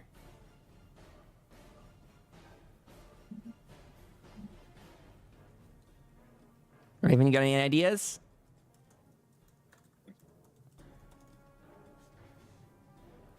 She has my shotgun, so Jim, help her get out of there alive. Oh, shit. Where was that screen? I lost how it said we had to roll with something to make sure you get past it. Oh, no. There's so many rules with these that I don't know the answer to. Debility. We have so many tabs open tonight. I'm so sorry. Raven, you keep cooking while I'm doing my stuff, but please do decide what you guys want to do for your turns there while I'm busy. Don't wait for me.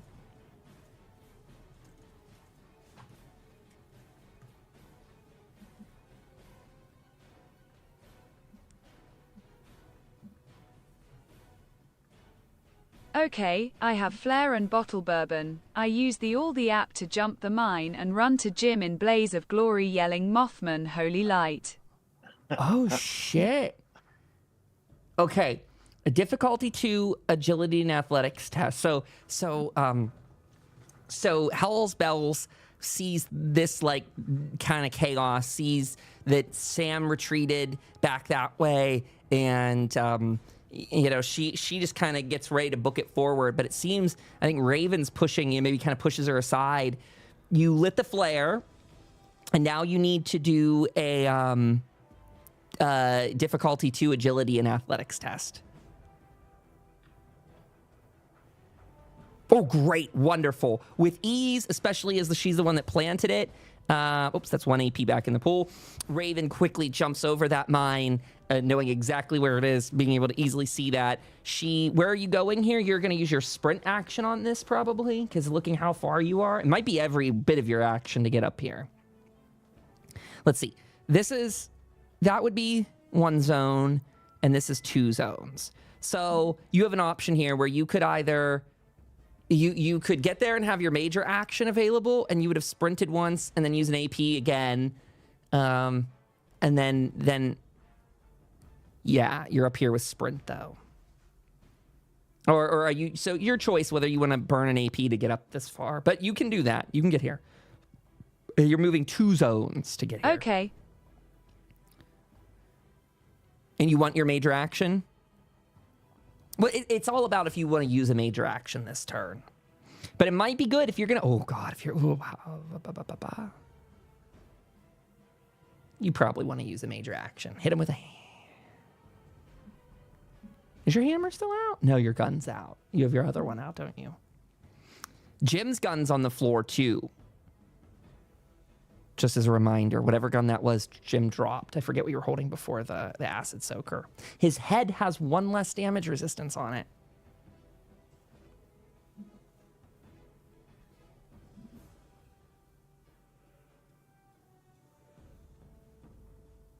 Ooh. I throw the bottle at him. Dude, just do a simple throw check for me, Raven. It's not so much how the difficulty. We're just trying to see if this actually like catches his attention. So thrown and agility. Yeah. Oh, hits off the wall next to him. Oh man, Raven, you got any way to re-roll that? I don't think she does. And I think she's kind of... No. Well, now you could start to make deals with the devil, I guess. You could try another major action if you want to buy an action point from me, but I'm thinking you seem pretty spent on my side. You guys got 15 minutes. Sure, Satan. Okay, I will put it this way. At this point in the sessions, to kind of urge it along, you guys feel a massive rumbling in the cave from those explosions earlier. This place begins. You got dust that starts to pour down in these bits. The place starts caving in slightly, slowly. You can tell that this place is about to go. Raven, where you are, you hear Mr. Handy or your Alfred yell, "It's getting bad over here! I think the ceiling is collapsing! And this whole area over here is kind of key, is open to cave in. This will say it's the whole area, yeah, over here. So this area, probably not a good one to stay in long term. If you got anything else you want to do, Raven, you could hit him. You could throw that bottle, I suppose. You did throw the bottle, I guess. Huh? Got anything else you can throw at him? You throwing the flare at him? That might not be a good idea because I don't know if he'll chase that. I'll give you that. I also tell Jim to run to the pond. I got this. Oh, Jim's leg is eviscerated. His ability to run is about gone. He can take a major action. No, he has to spend AP points to move, I think is what that is. Let me double check. Immediately fall prone. So Jim is prone right now on the ground. He can no longer take the sprint action. Move action is now a major action, not AP. Sorry. My bad. That's a good idea. Okay. I think that concludes Raven's turn. Did you want to, like, throw something else, though? Because I'll give you that AP point back if you don't have anything you want to throw at him. If you're not doing a second major attack, you let me know. But Jim, now it comes to your turn. I'm good. Jim, you're prone, which means you need to spend a minor action to get up if you're trying to run. And then that'll be your major action to try and get out of there. And you'd be able to go about to the close to the grass. You could get about where you were before. You know. That's about I'll do it exactly that. Okay. Okay, Jim's out of there, Raven. Thank goodness. Oh. Mr. Well, Jim, you see Jim kind of like limping away, Raven, and you're waving that flare at the Wendigo. Mr. Handy uses a bit of his stuff to come closer. He goes, Raven, you really need to get out of here or you're dead in the next few moments. And he's gonna use his major action to sprint Run the whole out. way back. And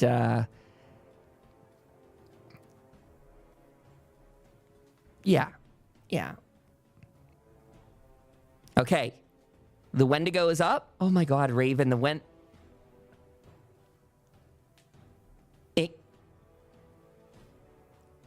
Sam's so far away. I think it might make more sense to like kind of do this turn in a different order where Raven and the Wendigo are going similarly. Because now your goal is, so he can't attack on the same turn. He's got to move and then attack because of his injury. And so Raven, you need to like get down here. You're gonna have to do that same agility test again. Get over that mine. And I'm just gonna say he's latched. He's gonna follow you. He's gonna hold his action until you move, is what he's gonna do. So you need to decide now. He's on you. You got him. All eyes on you. If you stay put a turn, he's gonna attack you the next. If you keep moving, he'll try and follow you. That's his basic leashing mechanic. Okay. So you went over the mine then. Okay. So, as Raven and the Wendigo in close proximity follow afterwards, Raven knowing you sort of knowing where the mine is, sprints over the area as she hears a click.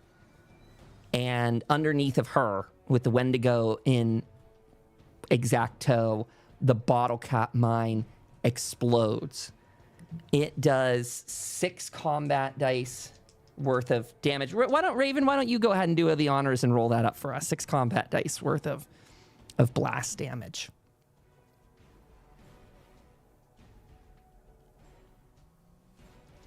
Just six old combat dice. You don't have to roll anything fancy.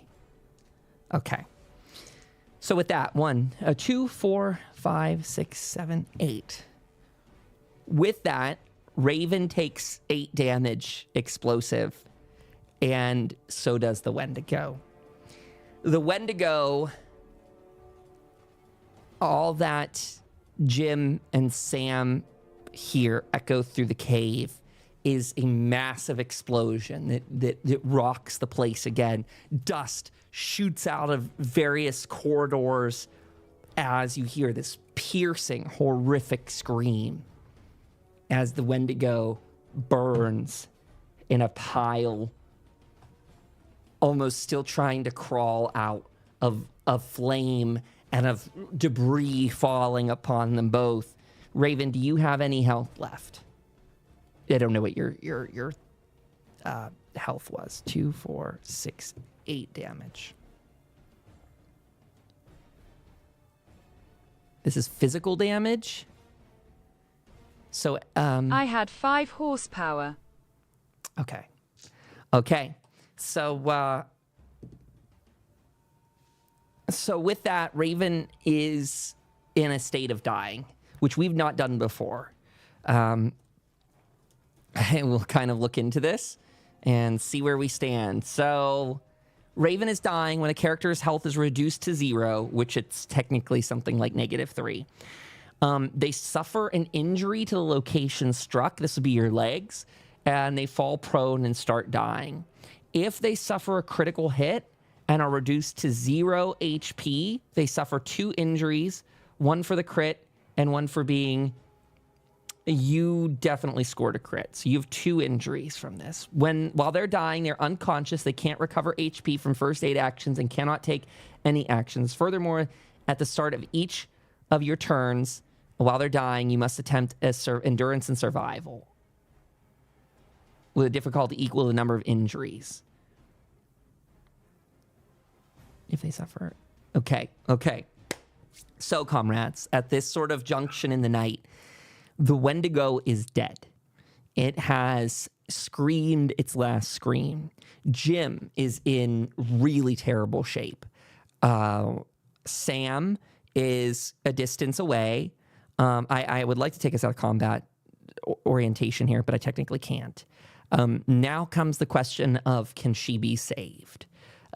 Jim is close, but not doing well himself. So, Raven, your turn is ended, but Jim, it comes back to you if you want to try anything. Stabilizing her is sort of the thing of the time right now. Like, that's sort of the most pressing, assuming you guys want to save her. I'm assuming you do. Maybe you don't. But let's see. How do we heal people in combat? Treating an injury. Stabilize the dying. It's the first aid action. You can attempt to stabilize a dying character. It requires an intelligence and medicine test with a difficulty equal to the number of injuries the patient has. Okay. So if you're looking to get over there, I don't know if that's something you can or want to do, Jim. But your leg's busted, so it's your major action to move. I do want to go over there because one of my perks is healer. Great. So I will hobble over there. Yep. Hobble on over, man. He's going. Wait, how far can I go? You can't use sprint. You can go one zone at a time. So here where you were. Okay. Yeah. So that's about your one turn. Okay. And then Sam, right. You are. Question. Yeah. Is everything kind of still shaking, or perhaps what? Oh, I was just gonna say, perhaps did that bottle cap mine happen to shift it back to Honestly, settle it down? that was sort of my assumption on that as well. I think you're fine for now. I think that there'll probably be redecoration to this corridor in the future, meaning it probably looks different than it does now. But for the sake of us doing what we're doing, I think it's stable enough. The shaking sort of stops. 5 horsepower. Wolf's laughing about that. Isn't that hilarious? So I think you're stabilized for now in the environment. That is. How much is it to get back there? What am I paying? Did we say it's I think you're only one full turn there. I think so. So to get back to where you were would be one full turn, pass back through the radiation pits. I'm sorry, that's not funny. But you had to pass back through the radiation pits, and you're back here, I think. So that puts you within, both you and Jim are within one turn of her. That's if you used all major and minor on that. Then can I spend 1 AP to move? Sure. And get to her, and then buy 2 AP from you to heal her? Is that possible? No, I don't think you can buy. I think you can only buy AP during the test, is what we determined last time. I don't think you can buy it outside of a test condition. Copy that. So when you're about to heal her, you could buy some, but I think right now you can't. So you're both stuck just watching her. Just right in arm's reach. Yeah. Okay. We'll say honestly, there's probably a lot of debris covering her. I think that hallway is probably pretty fucked. Like I again, for sake of like movement and things, I think your characters can traverse it, but you're crawling over like what is now like a half filled. She's probably got maybe a good deal of rock upon her, maybe like 2 or 3 feet worth of rock has collapsed onto her. Maybe at best about what you're seeing is her hand sticking out from under there. Maybe hand, half her body, something like that is jutting from the rock, and it's just the tunnel has collapsed upon her. So could she buy it in this endurance test? Probably yes. She could buy, but again, I think these ones have to be then utilized directly in the test, is my understanding. So she could. Oh, and that was going to be my thing. If you, Raven, if you want to, I mean, make a deal with the devil. We need you to survive. So, agreed. Here's your test, Raven. So, so that you don't die, you are rolling an endurance plus survival test with a difficulty of 2. I see the light, Mothman. I ran the race, mama. I am coming home, cough, cough. Fuck yeah. Just to be clear, if you roll a 19 or 20, this is considered a fail on this test, and you will die, as per the rules. So say your prayers to the Mothman now. May his light forever shine upon us. I will buy all the app needed. So 6 AP can max you out. Then, so if you're buying 6 AP for me, Kyle gets 6 AP. That gives you all 5 of your dice to roll on that.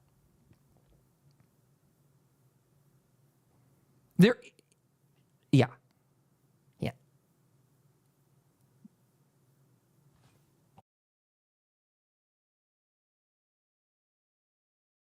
By the way, I want to make a correction. I don't believe that complication range is a death range. I'm sorry. I wanted to reword that. She's fine with what roll she did. Just for clarity's sake, I don't know what the hell a 19 or 20 complication range is when you're passed out dead, effectively. But when it says you fail, you die, it actually means if you had rolled no successes, you'd be dead. You pulled through by the skin of your teeth on that one because of 1 die. I think you crit on that one, maybe? So she is stable-ish. Jim, it is your turn. It's my turn. Okay. Yeah. Well, I gotta hobble some more. So so that's gonna be what, major? Correct. Yep. Correct. Major action, and you can get right basically on top of her. As you're walking over that way, you also see like the charred hand of the Wendigo and like sticking out of the rock as well. And when you're hobbling over there and your foot hits it, that arm is not attached to a body any longer. It just sort of just rolls down the rock face there.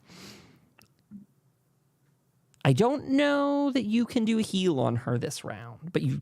Okay, then I'll just end it. Okay. Sam? Stabilize. Can I try to... Yes, can I do it? Yeah. You may. Let me double check. So I will put the rolls back into chat here for everyone to see. Whoops. Well, yeah.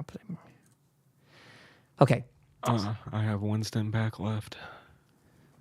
So you're doing an intelligence and medicine test, difficulty 2 because of her injuries. Passing the test restores the character to 1 HP, no longer dying, and their player no longer has to attempt those tests anymore. Character remains unconscious and unable to take actions. If radiation damage has reduced their maximum health points to 0, they can't be stabilized. That's irrelevant. If you stabilize the patient, you can spend if you stabilize the patient, you can spend AP to heal additional health points, but you don't have any right now. You can heal 1 HP for every AP spent. Okay, relevant. So that's where you stand. Sorry, I was just reading up on stim packs. You're fine. Because like even, I mean, she'll still be dead though, right? Like even if I fail and then use a stim pack. She won't die from you not being able to heal her. She will go back into endurance and survival tests until somebody gets a difficulty 2 or higher on their healing, is my understanding of this. I don't think stim packs do that. I'll check. I'll double check because I don't want you guys to get screwed. I think it only does health. But that's just what's kind of confusing, that if she is dead, then maybe I can't use a stim pack. If you succeed on your test, you could heal her with that if that's what you're really... Well, you're stabilizing the dying. I don't know, actually. Like, you see my conundrum? The importance is saving her. Afterwards, you could absolutely apply a stim pack to her. Okay. Does that make sense? All right. I think the concern is... You got it. My concern is it being used, wasted, and then me failing the test. Yeah. And then being wasted. We'll apply the stim pack after she lives, maybe. Okay. Come on, have some faith, gang. You're gonna do this. Come on. And difficulty of 2. Yes, difficulty of 2. I'll buy 2 die. Okay. Deal with the devil then. So you're buying 3 AP from me. Yes. Whew. Okay, he's buying AP. Hey Raiders, how are you? We're doing our weekly Sunday Fallout session. 5 successes. Yes. Oh, beautiful. Oh, they just saved their comrade's life. Holy crap. Oh my god. Thanks to you, Raiders. That was all because that was a look from the raid. Yeah, Raiders, you saved Mac's life. Our comrades have been fighting the dreaded Wendigo, which, if you know your Fallout lore, that is a rich person who has decided to eat people because that's what the rich do. They're fucking greedy. And this one was in this cave. We are approaching the very end of this session because it's time for Raven's bedtime. I don't know, Sam or anyone, if you want to go into RP mode at all and say your thoughts to her. Raven was just imagining visions of the Mothman about to die, seeing the light at the very end of her own tunnel as she sees the Mothman spread his wings and his holy embrace. The light shines upon her, but instead of death, instead of release from this wretched wasteland, Raven awakens as Jim stands basically over behind her and awakens to Sam in front of her, healing her. I will pass that all to you now. Listen, Raven. Mothman, take me. No, I want to go back. Raven, I'm not much into the whole metaphysics and spirituality, but I think you may need to start teaching me about this Mothman character, because whatever he is or it is, saved our lives today. Yeah, I sweep, some of the remaining pebbles off of her and pull her to her feet, and just give her a pat on the back and say, I'm so happy that we didn't lose you.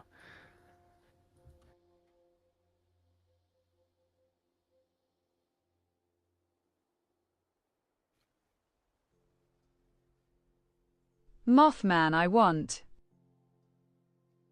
Maybe it was Mothman telling you it's not your time yet. You have more business to do here on Earth for the Mothman. Oh. Let's see what we can take from here and get the hell out of Dodge. Because, I don't know how much longer this cave will stand up. with that comment, you have a lot of loot in this space. There are a lot of bodies to be gone through. And as you're sort of digging through this, you are rewarded with quite a few caps as you're digging through these bodies. Everyone in the group gets 150 caps each. In fact, I sort of meant to call this out earlier, but we had a more pressing thing. But when the bottle cap mine exploded, I did want to mention how there were the sound of bottle caps bouncing all off of the walls. However, that didn't fit in with the death of our one of our characters. But yes, you each can take 150 caps apiece. Within that, there's also a couple... Ooh, where did I put my list earlier? I had it. Oh my gosh. There's been so many. I've opened so many tabs. Okay, with that, I've got a loot list for you all that I will put into the Discord chat and stuff. So, yeah, 150 caps a piece. You guys are going to get to roll here on some chems in a moment. But then you have that full list in front of you. I'm going to read this out for chat, but I'll let our comrades decide how they want to divvy this up. You find brain fungus, there's glowing fungus, beer, purified water. There are 2 stim packs and a RadAway. There, you find 38 ammo, 44 magnum ammo. There is a combat shotgun in the mix, a 10mm pistol, and leather armor piece. That leather armor piece is going to be a right arm piece. I'm going to adjust that in here. Raiders, hello. Can I take a moment to just say hi to you all for a second and just say right arm? Yeah, we do this every Sunday night. It's a table full of comrades, all comrades here. And we do this every Sunday, 7:30 p.m. Eastern time. We kick off the pre-show. We bullshit for half an hour, get into the mindset of it. And then from 8 to 11, we run our game. And we've put this up on Substack. So if you want, the links in chat. Substack, YouTube, Discord, Instagram, podcast. It's on Spotify and Apple and wherever the hell you get your podcast these days, folks. It's really fun. I love this game. I love Fallout, and it's coming more true every day. So we're going to be all eating Mothman meat in a minute. Where is the Mothman meat? Ask Fuzzy Numbers. Dig it out from the pile of debris. I'll show the I'll show the raiders that came in here. And when I say that word, my brain thinks Fallout Raiders. It's broken. But they're in this beautiful grotto that they found, accidentally found. They uncovered it. It was not planned. And it's got no real radiation down here. Yeah, pretty untouched, pristine space where there's some animals that are pre-radiation, pre-war. It's sort of got its own nice little ecosystem flourishing down here.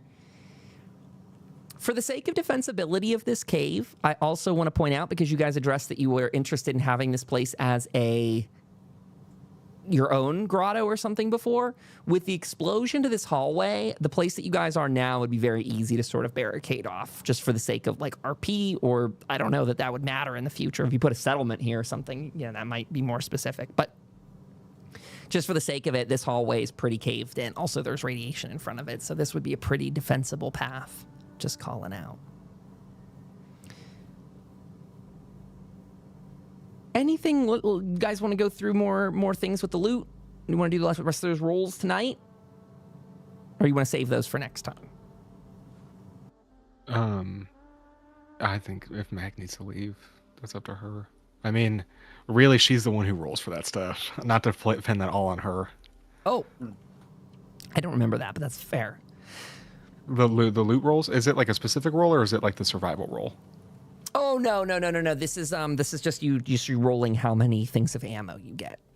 Oh, okay. Well, then never mind, I'll do it. Okay, cool. Because otherwise, I mean, we'd remember, right? Next week, sure. Okay, so when you find 38 ammo, roll me 5 combat dice, 10 plus your result. 10 plus that. That's how much. Mac, thank you for playing with us. We'll have to catch up with you tomorrow. Maybe we could do the Q&A for you this week for the podcast. That might be it. We should get Mac Somehow we'll have her participate in that so she can tell us about her character. If anyone else wants to join her too, that's fine. You're all welcome. I don't have a day or mine yet. 1638. What's that mean? Sorry. I'm trying to put a point, 16.38, sorry. No, my brain, it's me. I should have understood that. That's just Kyle's brain. 16 horsepower. That's right. Yeah, I wonder how much, like, accumulated HP we lost this entire thing. He was really strong. 44 ammo doesn't look to have a base one, so it's just however many combat dice, 6 combat dice worth.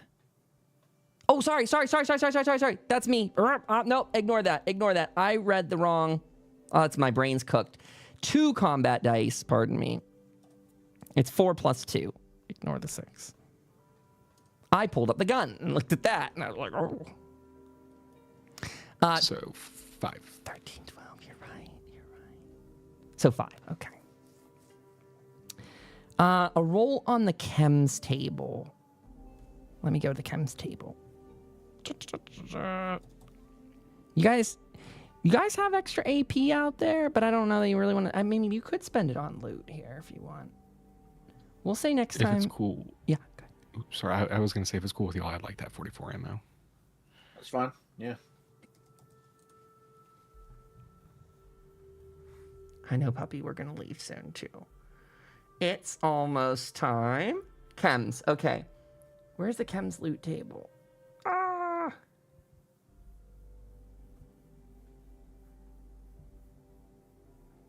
are the loot tables in this book? I don't use the loot tables enough. Maybe we'll save that one for next week just because I don't look at it. Aha! No. Shh. I found it. Okay, so we got 2 rolls on the table, or did it say 1 comma? Okay, so 1 to 2 rolls on the chems table means if you want to find an extra thing of chems, you could spend an AP to do that. Probably worth it, honestly. You got 3 in the pool. Might be worth selling. Yes. Okay.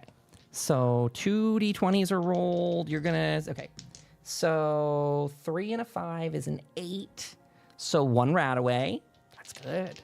And then a 9 and a 10 is a 19. And a healing salve. There you go. You do find 2 junk as well. We're really bad at junk. If someone here want to add that to their character, though, you could add. I'm gonna give fancier junk though. I don't remember what types of junk you have, but this will be the fancier type because this is a boss battle, and so you're gonna get at least the second. I think it's the 2nd tier. Let me go look at Sam's character sheet briefly. I want to see how they mark that. What's it under equipment? Common, uncommon, and rare. So if someone wants to add, whether it's Jim or whether it's Sam, you can add 2 uncommon salvaged material. That's going to matter the day you guys want to do some crafting. You're the repair guy, Jim, so by all means. Yep. Fuzzy Numbers said put the fun back in fungus. That's a good one. I like that. Sorry. My brain's cooked tonight. I will take the RadAway and the healing salve. Help out my comrades. By the way, also congratulations. You all leveled up as well. So that is something to talk to Raven about next time. Which puts you guys at level 7. For those that are watching along, there's at least 21 levels baked into this game, but you can take it to any level you want. So they are a third of the way there.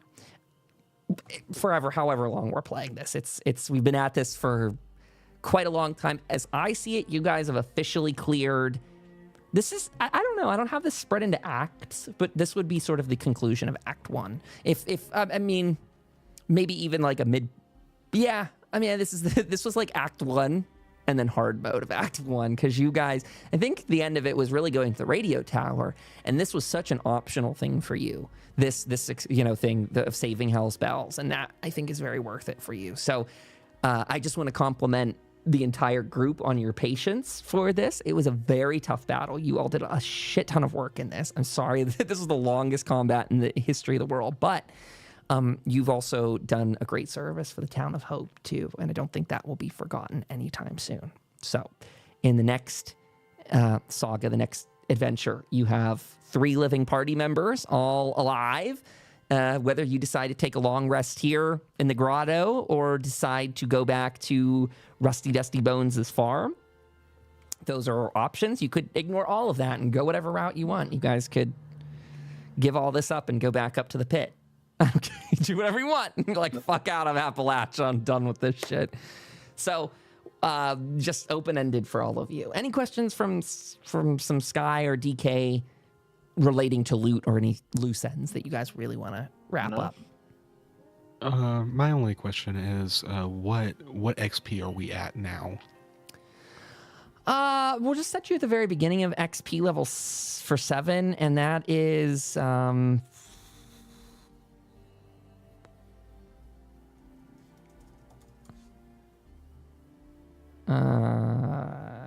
should have just Googled. I should have looked at my grid. 2,100. 2,100. And what would be the next one? 2,800. Sweet. Thank you. Yep. Yep. That means, by the way, Jim, Sam, you guys are adding 1 to your maximum HP. You are ranking up a skill by 1. Maximum of 6. You can't go above 6 on that. And then you gain your single perk for next time. So if you want to have the week to think about what your next perk choice is, I'll just put that in the Discord chat. +1. Yeah. Real quick again, what was the XP to the next level? 2,800. I'm going to put that in this chat here. I'm going to do this because otherwise I'll forget for Mac and I'll have to do all that silly looking again. +1 perk. Okay, what I want from both of you, though, is confirmation on the HP and the skill for tonight. And what I mean by that is, if we misplace anything, that's what it's going to be. So please give yourself both an HP point, and please give yourself both a skill point before you wrap it up, just so you don't forget those. The perk, easier to remember those. I'm got it 19 HP, and I added 1 to small guns, so we're at 4 now. Nice. Beautiful. Better chance to hit. Again, Raiders, thanks for coming in. This is something we do every week, and we hope you'll join us again. Wednesdays when this usually gets syndicated to YouTube. And then there might actually be a podcast version earlier. That might come out. I'm deciding if that's going to be Tuesdays or Thursdays. I should probably say Thursdays so I don't beat myself up too much to, like, get this out the door. Kind of crazy because, you know that artwork? I don't know if you guys saw it, but the artwork that I did for this, I can pull this up briefly so people can see it, was focused on Raven. That's kind of crazy. Like, it's just interesting that she wound up being I can't believe she did so well. I can't believe she sacrificed herself for that. That's insane. So worth it. Here, I'll throw this to chat in just a second here. How do I hide alchemy? Oh, wrong button. Well, you get that again. There's our trailer.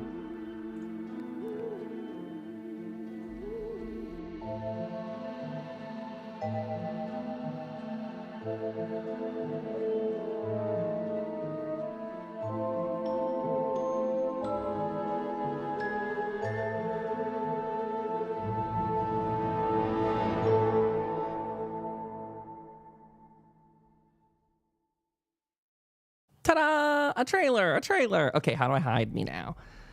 Pip-Boy off. Whoop. There we go. So that's the cover art that I put up on YouTube for this last one. And it's a little Photoshop-y I did of a real astoundingly awesome Tales. It's from the in-game cover art.